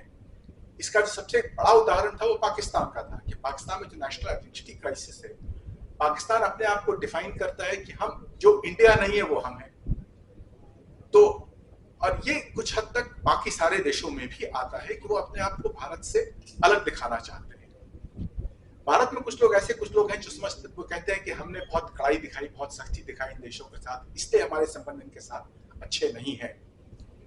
लेकिन वास्तविकता यह है कि हमने इन सारे देशों के साथ जिस प्रकार के संबंध रखे हैं उसमें इन सबके साथ हमेशा सहानुभूति दिखाई है, और जहां तक रहा है उनकी मांगों को भी हमने बहुत ध्यान से देखा है। जैसे आप श्रीलंका को ले लीजिए, कच्छटीवू जो द्वीप था उस पर विवाद था कि किसका होगा। इंदिरा गांधी ने कहा कि हमने दे दिया दोस्ती बढ़ाने के लिए। सिंधु नदी जल संधि जो हुए थे 1960 में, हमारे प्रधानमंत्री ने कहा कि चलिए हमने जल्द पाकिस्तान को दे दिया, इससे दोस्ती बढ़ेगी हमारी। बांग्लादेश के साथ अभी पिछले 10 वर्षों में एनक्लेव्स थे, करीब 7,000 एकड़ के जमीन बांग्लादेश की भारत में थी और 17,000 एकड़ भारत की जमीन बांग्लादेश में थी।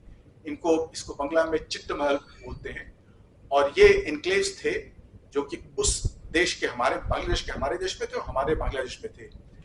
हमने एक्सचेंज कर लिया 2015 में मेरे ख्याल से, और कहा कि ठीक है हमारा जो एनक्लेव तुम्हारे पास है वो तुम्हारा रह जाएगा।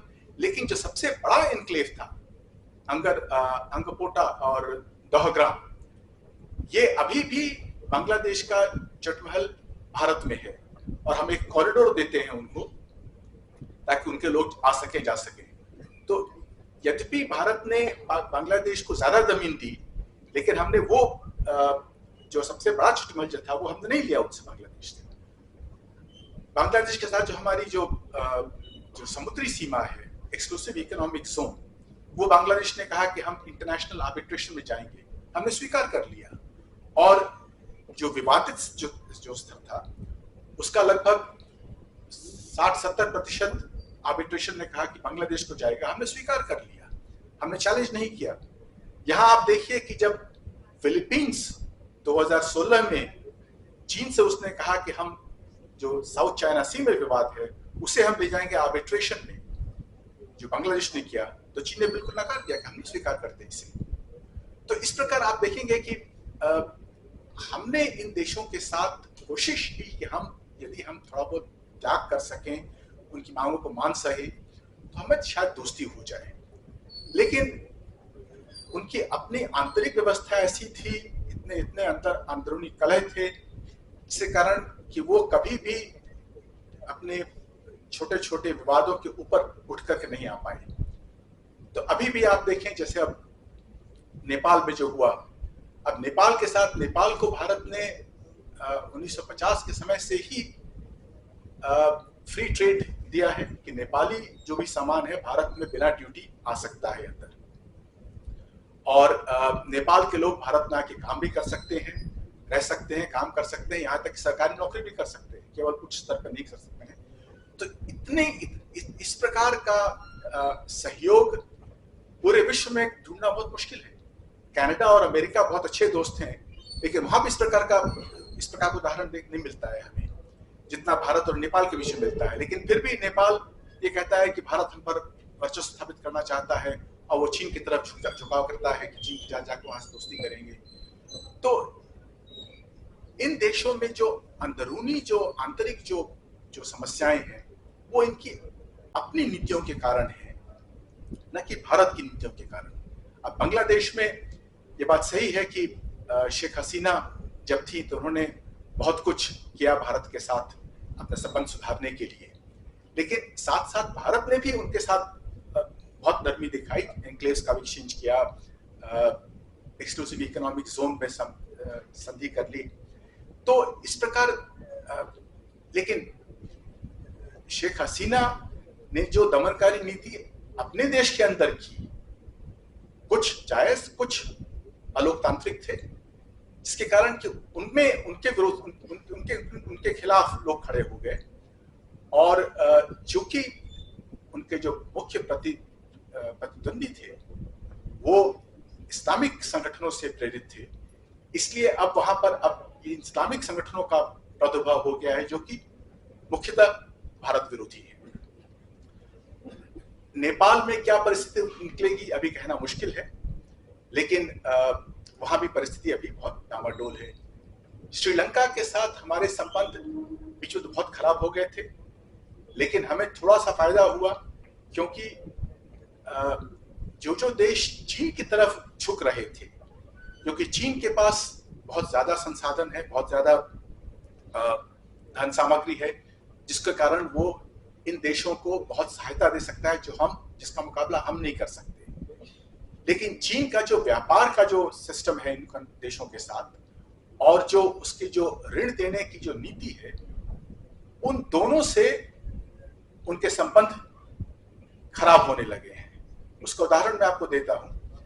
आप जो मुख्य देश देखिए, पाकिस्तान, नेपाल, म्यांमार, बांग्लादेश और श्रीलंका, इनका जो व्यापार है चीन के साथ, इनका जो आयात है चीन से वो लगभग 50 बिलियन डॉलर का है, 50 अरब डॉलर का है, और इनका जो निर्यात जो करते हैं ये वो मुश्किल से 5 बिलियन डॉलर का है, यानी कि 10% करीब है।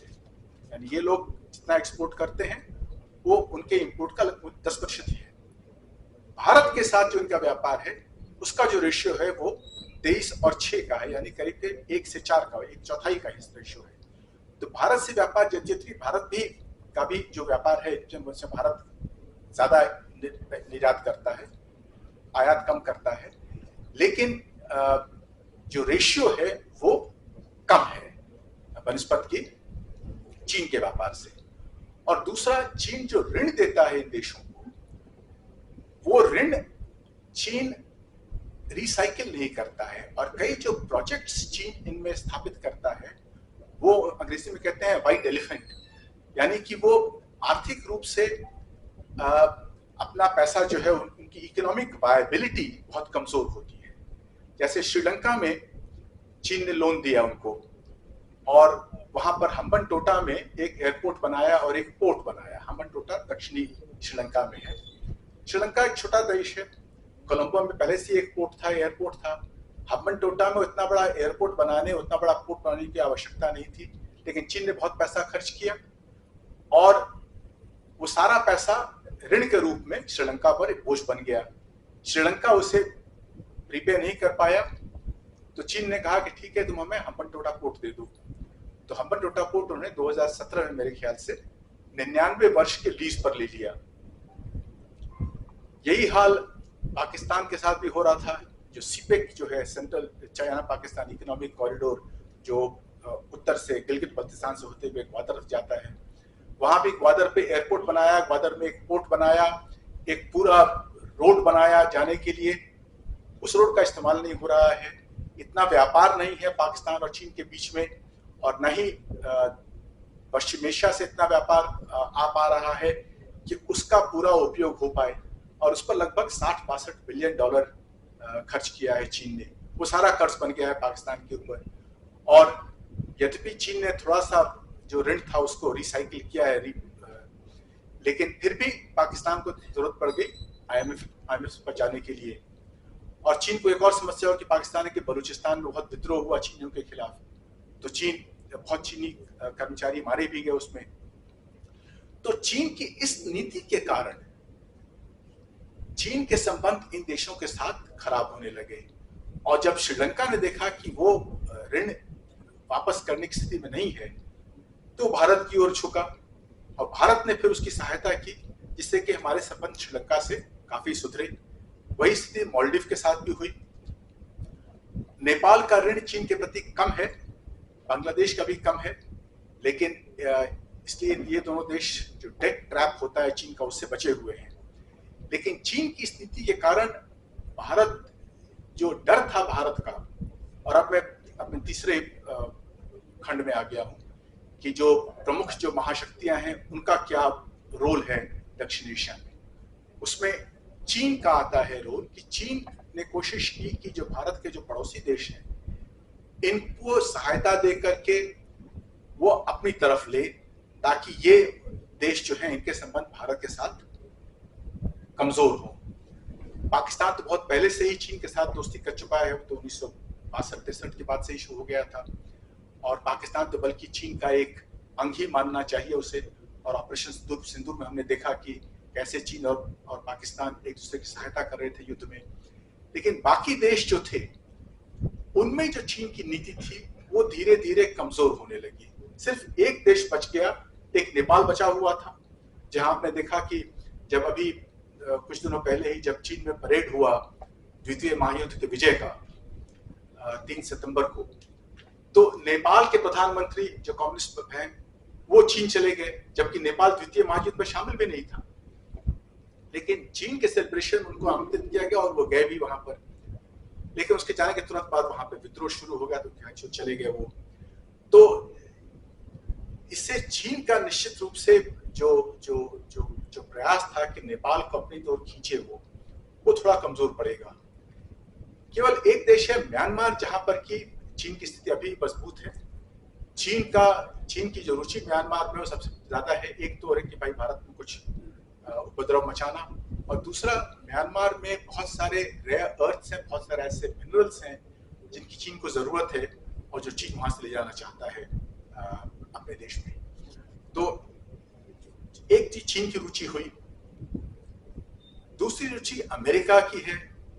अमेरिका की रुचि थोड़ी कम हुई है, लेकिन अभी ऑपरेशन सिंदूर के बाद पाकिस्तान ने बहुत कोशिश की कि अमेरिका के साथ उसके संबंध सुधरे। उसके दो कारण थे। एक कि पाकिस्तान को आईएमएफ की सहायता चाहिए, और आईएमएफ में अमेरिका का वर्चस्व है। यदि अमेरिका का समर्थन नहीं रहेगा पाकिस्तान के लिए, तो आईएमएफ का लोन नहीं मिल पाएगा पाकिस्तान को। और दूसरा, ऑपरेशन सिंदूर में पाकिस्तान ने कोशिश की अमेरिका को लाने की, ताकि अमेरिका भी इसमें शामिल हो, ताकि अमेरिका पाकिस्तान की रक्षा कर सके। और पाकिस्तान ने कैसे खुश किया राष्ट्रपति ट्रंप को, ये तो अभी भी एक मिस्ट्री है। कुछ लोग कहते हैं कि ये हो सकता है कि ये जो क्रिप्टो करेंसी है बिटकॉइन, इसमें सहायता की है पाकिस्तान ने। जो कुछ रिश्तेदार हैं ट्रंप के, उनको कुछ कहते हैं कि पाकिस्तान ने अमेरिकन कंपनियों को अपने यहाँ जो खनिज पदार्थ हैं, कॉपर, सोना, तेल, उस पर कुछ कॉन्ट्रैक्ट देने का वादा किया है। और कुछ जो पुरानी जो सामरिक महत्व था पाकिस्तान का, कि पाकिस्तान एक फ्रंटियर देश है सेंट्रल एशिया के लिए, और अफगानिस्तान में यदि अमेरिका कुछ करना चाहता है तो उसे पाकिस्तान को ही बेस पर आना पड़ेगा। और एक और बड़ी बात कि अमेरिका ने जो बमबारी की ईरान पे, उसमें पाकिस्तान का क्या रोल रहा, ये भी किसी अभी स्पष्ट होकर सामने नहीं आया है। जो कहा गया है वो कहा गया है कि अमेरिकी विमान जो थे वो अमेरिका से उड़े और ईरान पे आकर उन्होंने बमबारी की और वापस चले गए। लेकिन मेरा ये मानना है कि निश्चित रूप से पाकिस्तान ने ये कहा होगा अमेरिका को, यदि कोई जरूरत हुई आपके हवाई जहाज को कहीं उतरने की, तो हमारे विमान, हमारे जो एयरपोर्ट हैं वो आपको उपलब्ध होंगे। क्योंकि इस प्रकार की कार्रवाई में हर देश चाहता है कि आसपास जो एयरपोर्ट हो वहां पे उतरने की सहायता होनी चाहिए यदि जरूरत पड़े तो ये सारे कारण हैं जिसके कारण हम कह सकते हैं कि अमेरिका दोबारा पाकिस्तान में रुचि लेने लगा है। और अब तो चूंकि ट्रंप ने भारत पर सैंक्शंस लगाए हैं, इसलिए, और अमेरिका ये भी कह रहा है कि नेटो को और G7 को कि तुम भी सैंक्शंस बढ़ाओ, तो उसमें चूंकि पाकिस्तान तो चिर भारत विरोधी रहा है, तो वो जाकर के और कान भर रहा होगा डोनाल्ड ट्रंप के और बाकी जो वहां पर जो उनके सहयोगी हैं उनका।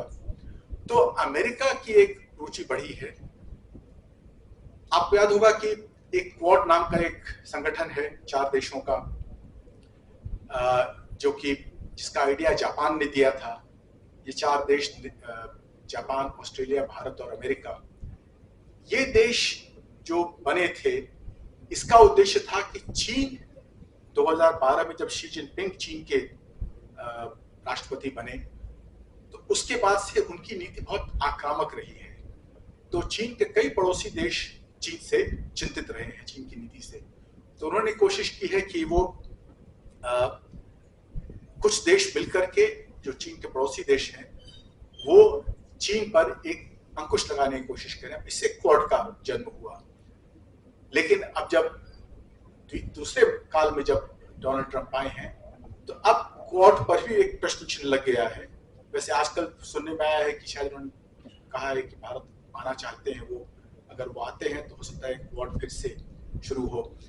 तो क्वाड में भारत की भी रुचि है, क्योंकि भारत अकेले चीन का सामना नहीं कर सकता है, और जो देश चीन की नीति से प्रभावित हैं, वो देश भी भारत को देखते हैं कि भारत की नीति क्या है।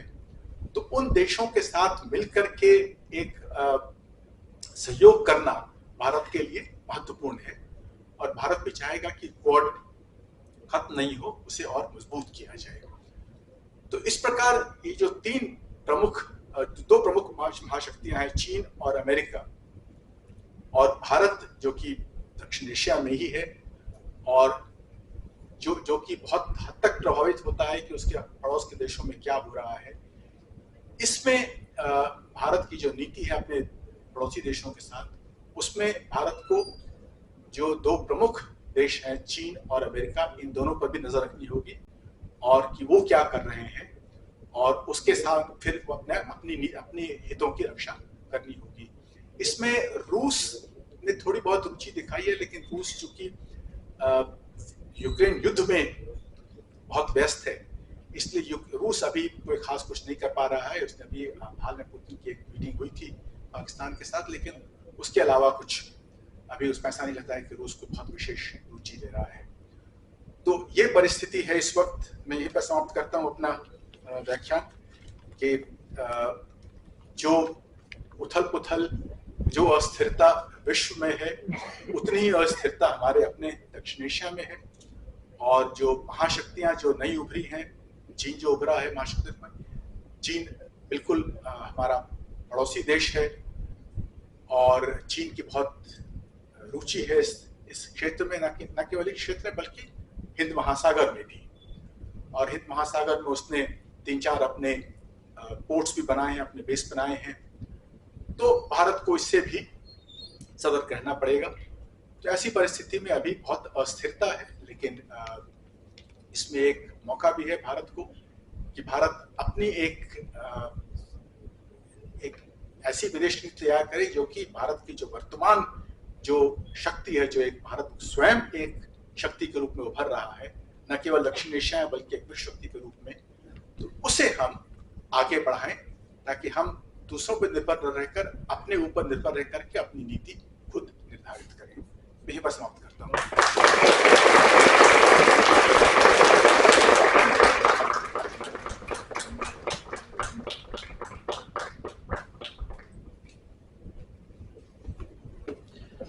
अंतर्राष्ट्रीय संबंध एक ऐसा विषय है जो जितना गहन है उतना ही व्यापक भी। व्यक्तिगत तौर पे मुझे ऐसा लगता है कि इसको हम जितना जाने, जितना समझें, उतना ही जानने और समझने की आवश्यकता बनी रहती है। इतने गूढ़ विषय को, इतने मुश्किल विषय को आज आपने जितनी रोचकता के साथ हम सभी के समक्ष प्रस्तुत किया, इसके लिए हम आपका हृदय से आभारी हैं। और मैं आप सभी से एक बार फिर विनम्र अनुरोध करता हूं कि एक बार फिर जोरदार तालियों के साथ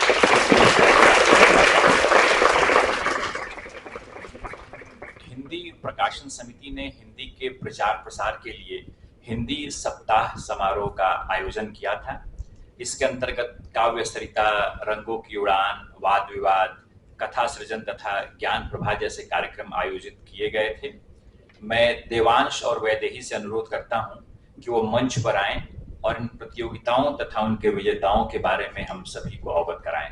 साथ ही मैं मुख्य अतिथि महोदय से अनुरोध करूंगा कि वो इस प्रतियोगिता के विजेताओं को पुरस्कृत करें। देवांश और वैदेही।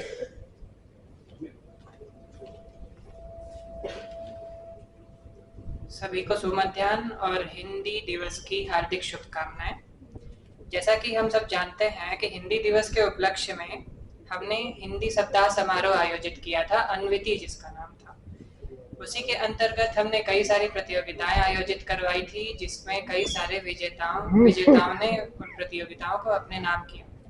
तो आज वक्त आ चुका है उन सभी विजेताओं को पुरस्कृत करने का, और इस विशेष अवसर पर मैं आमंत्रित करना चाहूंगा हमारे मुख्य अतिथि श्री दिलीप सर को। वो मंच पर आए और हमारे विजेताओं को पुरस्कृत करें।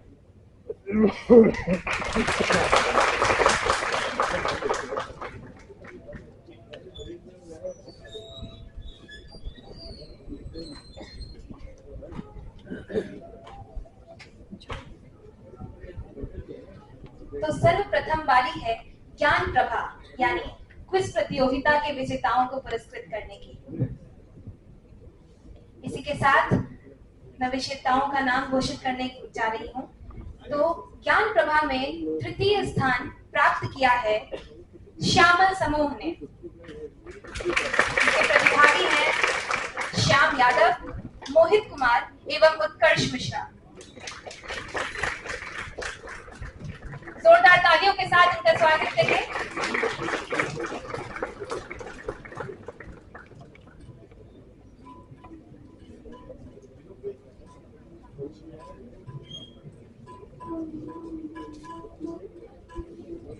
ज्ञान प्रभा में द्वितीय स्थान प्राप्त किया है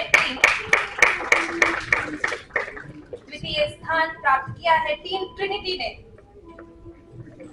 शिवांशधर दुबे, सिद्धांत त्रिपाठी एवं अभिषेक शर्मा। आपको हार्दिक शुभकामनाएं। कृपया मंच पर आएं और अपना पुरस्कार ग्रहण करें।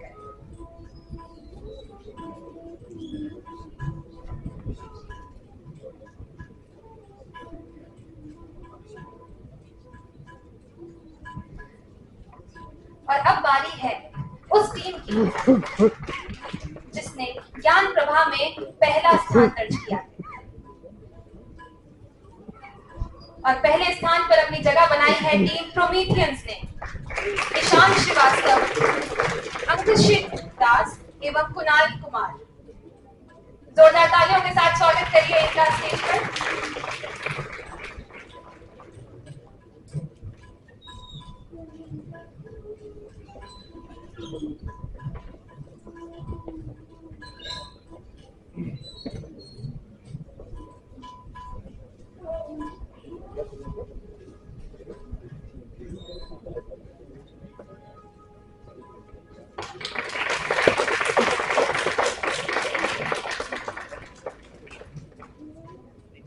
इसी के साथ अब बारी है हमारी दूसरी प्रतियोगिता यानी रंगों की उड़ान, जो कि एक पोस्टर मेकिंग कंपटीशन था जिसमें सभी प्रतिभागियों ने अपनी कल्पना को आकार दिया और उसे रंगों से सजाया। तो तीसरा स्थान प्राप्त किया है रितेश साहू ने। एक बार जोरदार तालियां हो जाए रितेश साहू के लिए। आप मंच पर आइए और अपना पुरस्कार लीजिए। अगर आप उपस्थित हैं तो बताइए। शायद यहाँ उपस्थित नहीं है वे। अब हम चलेंगे दूसरे स्थान पर, जो कि लिया गया है वैष्णवी बजाज द्वारा। एक बार जोरदार तालियां हो जाए वैष्णवी बजाज।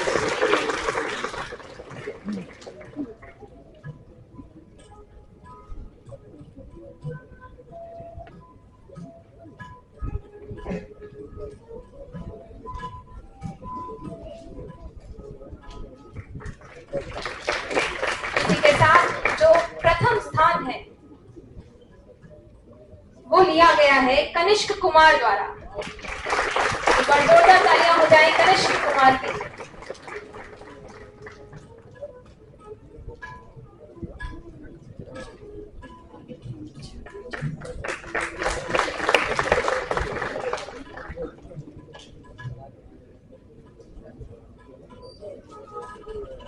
इसी के साथ अब हम चलते हैं हमारे तीसरे प्रतियोगिता की तरफ।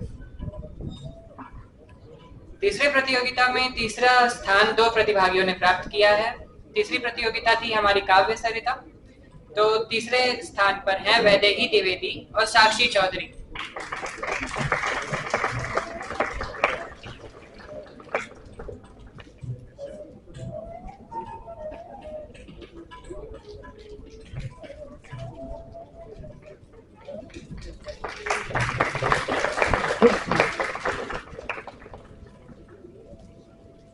द्वितीय स्थान प्राप्त किया है श्रुति ने। जोरदार तालियां हो जाएं।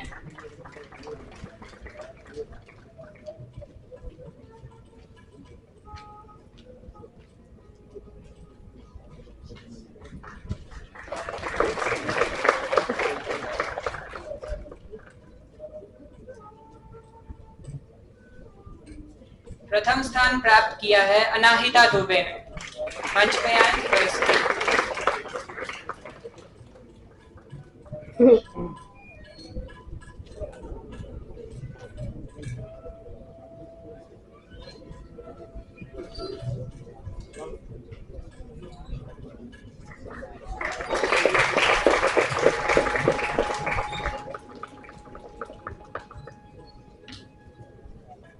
पुरस्कारों की कड़ी में आगे बढ़ते हैं चौथी प्रतियोगिता की तरफ, जो थी कथा सृजन।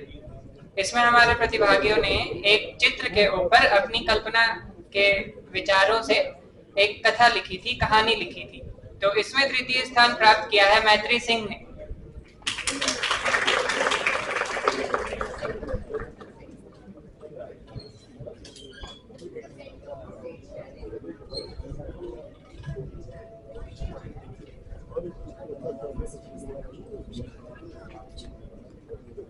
माफ कीजिएगा, प्रथम स्थान है मैत्री सिंह का।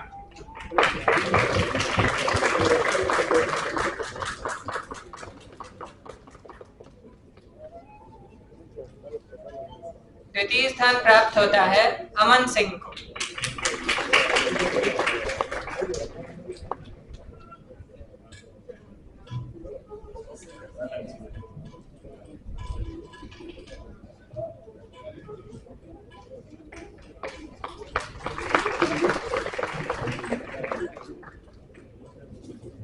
और तृतीय स्थान प्राप्त किया है अभिषेक शर्मा ने।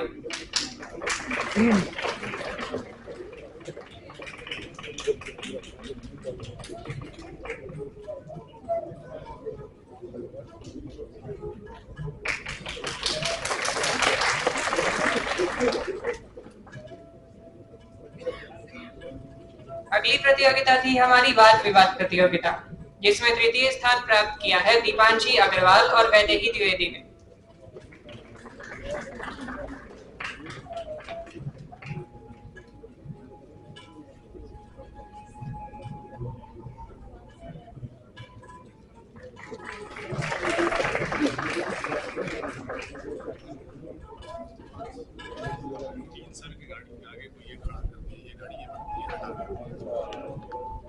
आप सभी से अनुरोध है, मैं एक नंबर बोलने जा रहा हूं। गाड़ी का नंबर है यूपी 65HL 7374, यूपी 65HL 7374। वो अपनी गाड़ी डीन सर के गाड़ी के सामने से कृपया हटा लें।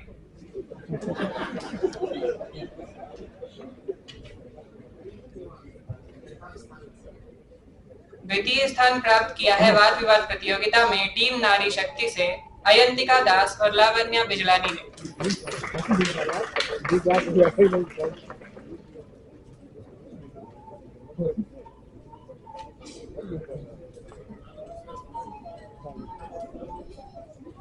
प्रथम स्थान प्राप्त किया है स्वास्तिक और साक्षी ने।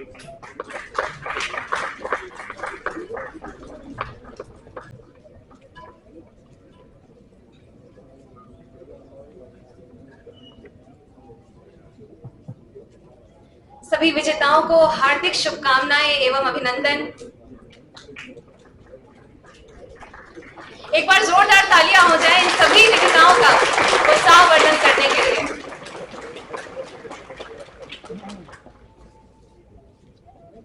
इसी के साथ मैं बधाई देना चाहूंगी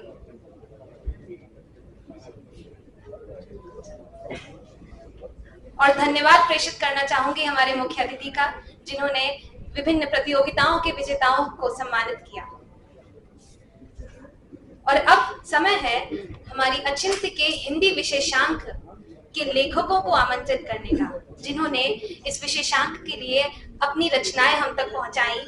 और अब समय है उन सभी को यहाँ आमंत्रित करने का। और अचिंत्य टीम आप सभी के साथ एक फोटो लेना चाहती है, जिसके लिए मैं आमंत्रित करती हूँ आलोक उपाध्याय, सुनील कुमार चौधरी, अविनाश राय, जयंत शुक्ला, आयुष गुप्ता, सिद्धांत त्रिपाठी। मैं अनुरोध करूंगी जो भी यहाँ पर उपस्थित हैं कृपया कर आए। अजय पटेल, अभिनव पाल, प्रियांशी अग्रवाल, मनीष मौर्य, दीपांशी अग्रवाल, राहुल ओझा, आयुष कुमार, सत्यम शुक्ला, ज्योति, प्रियम मिश्र, ठाकुर पुनीत, वैदेही द्विवेदी एवं श्रेयांश कश्यप। एक बार जोरदार तालियां हो जाए इन सभी लेखकों के लिए। साथ ही साथ मैं बुलाना चाहूंगी अचिंत्य टीम को, सभी संपादकों को जिन्होंने मिलकर काम किया और अचिंत्य हिंदी विशेषांक आप सभी के समक्ष आज प्रस्तुत किया।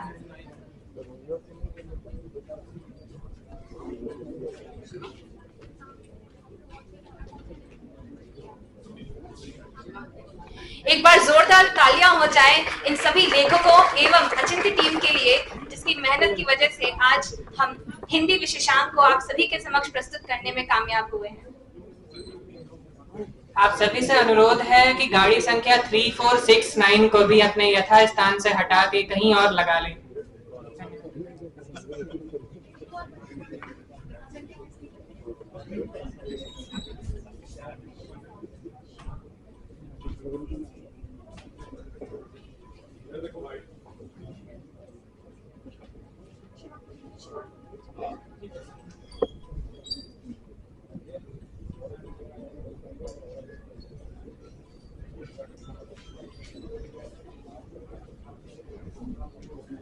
बहुत बहुत धन्यवाद सभी लेखकों का, हमारे मुख्य अतिथि का।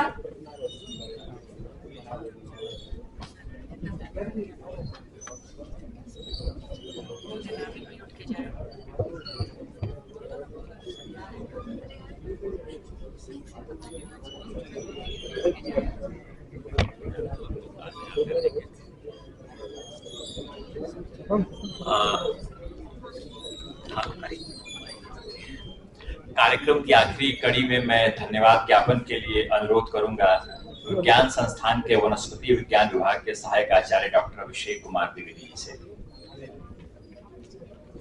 धन्यवाद चंद्रशेखर जी। ये मैं यहाँ उपस्थित हुआ हूँ औपचारिक धन्यवाद ज्ञापन के लिए। सर्वप्रथम मैं हिंदी प्रकाशन समिति की ओर से सुंदर और प्रेरणादायी हिंदी दिवस समारोह अनविति में उपस्थित सभी सम्मानित अतिथियों, विद्वानों, शिक्षकों, छात्रों, प्रेस मीडिया से आए लोगों और हिंदी प्रेमियों के प्रति हार्दिक आभार व्यक्त करता हूँ। आपकी गरिमामयी उपस्थिति ने इस कार्यक्रम को न केवल विशेष बनाया बल्कि इसे एक अविस्मरणीय उत्सव में परिवर्तित कर दिया।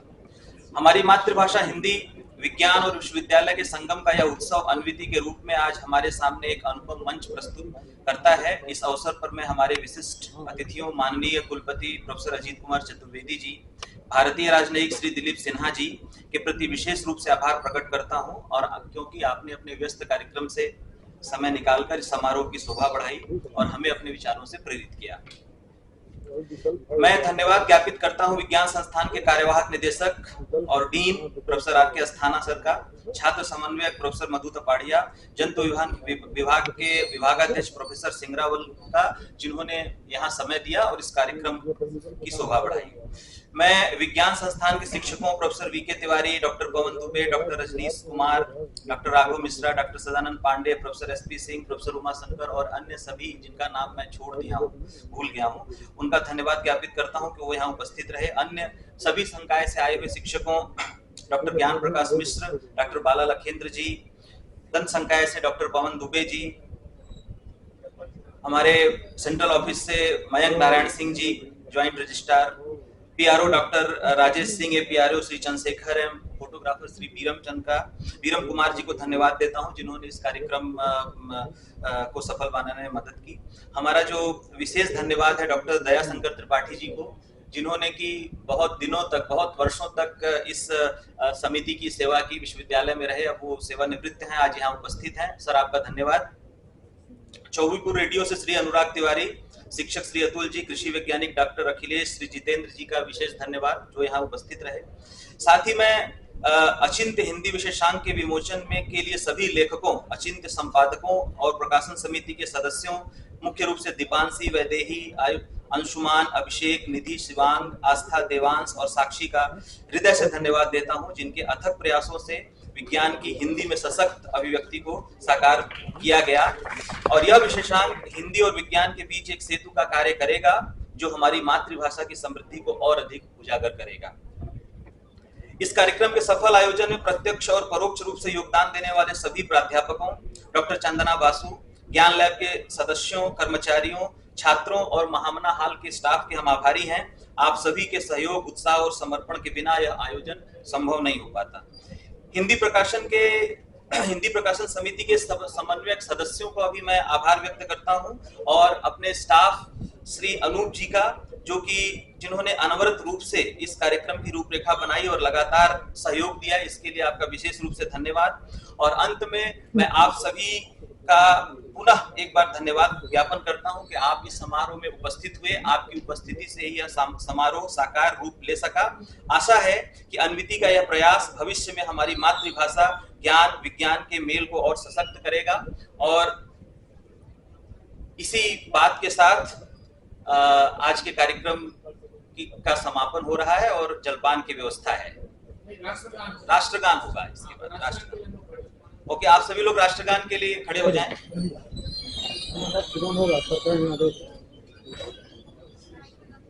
राष्ट्रगान के लिए सावधान। जनगण मन अधिनायक जय हे भारत भाग्य विधाता। पंजाब सिंध गुजरात मराठा द्राविड़ उत्कल बंगा। विंध्य हिमाचल यमुना गंगा उच्छल जलधि तरंगा। तब शुभ नामे जागे, तब शुभ आशीष मांगे। गाहे तब जय गाथा, जनगण मंगलदायक जय हे भारत भाग्य विधाता। जय हे, जय हे, जय हे, जय जय जय जय हे। भारत माता की जय। भारत माता की जय। जय हिंद। जय हिंद।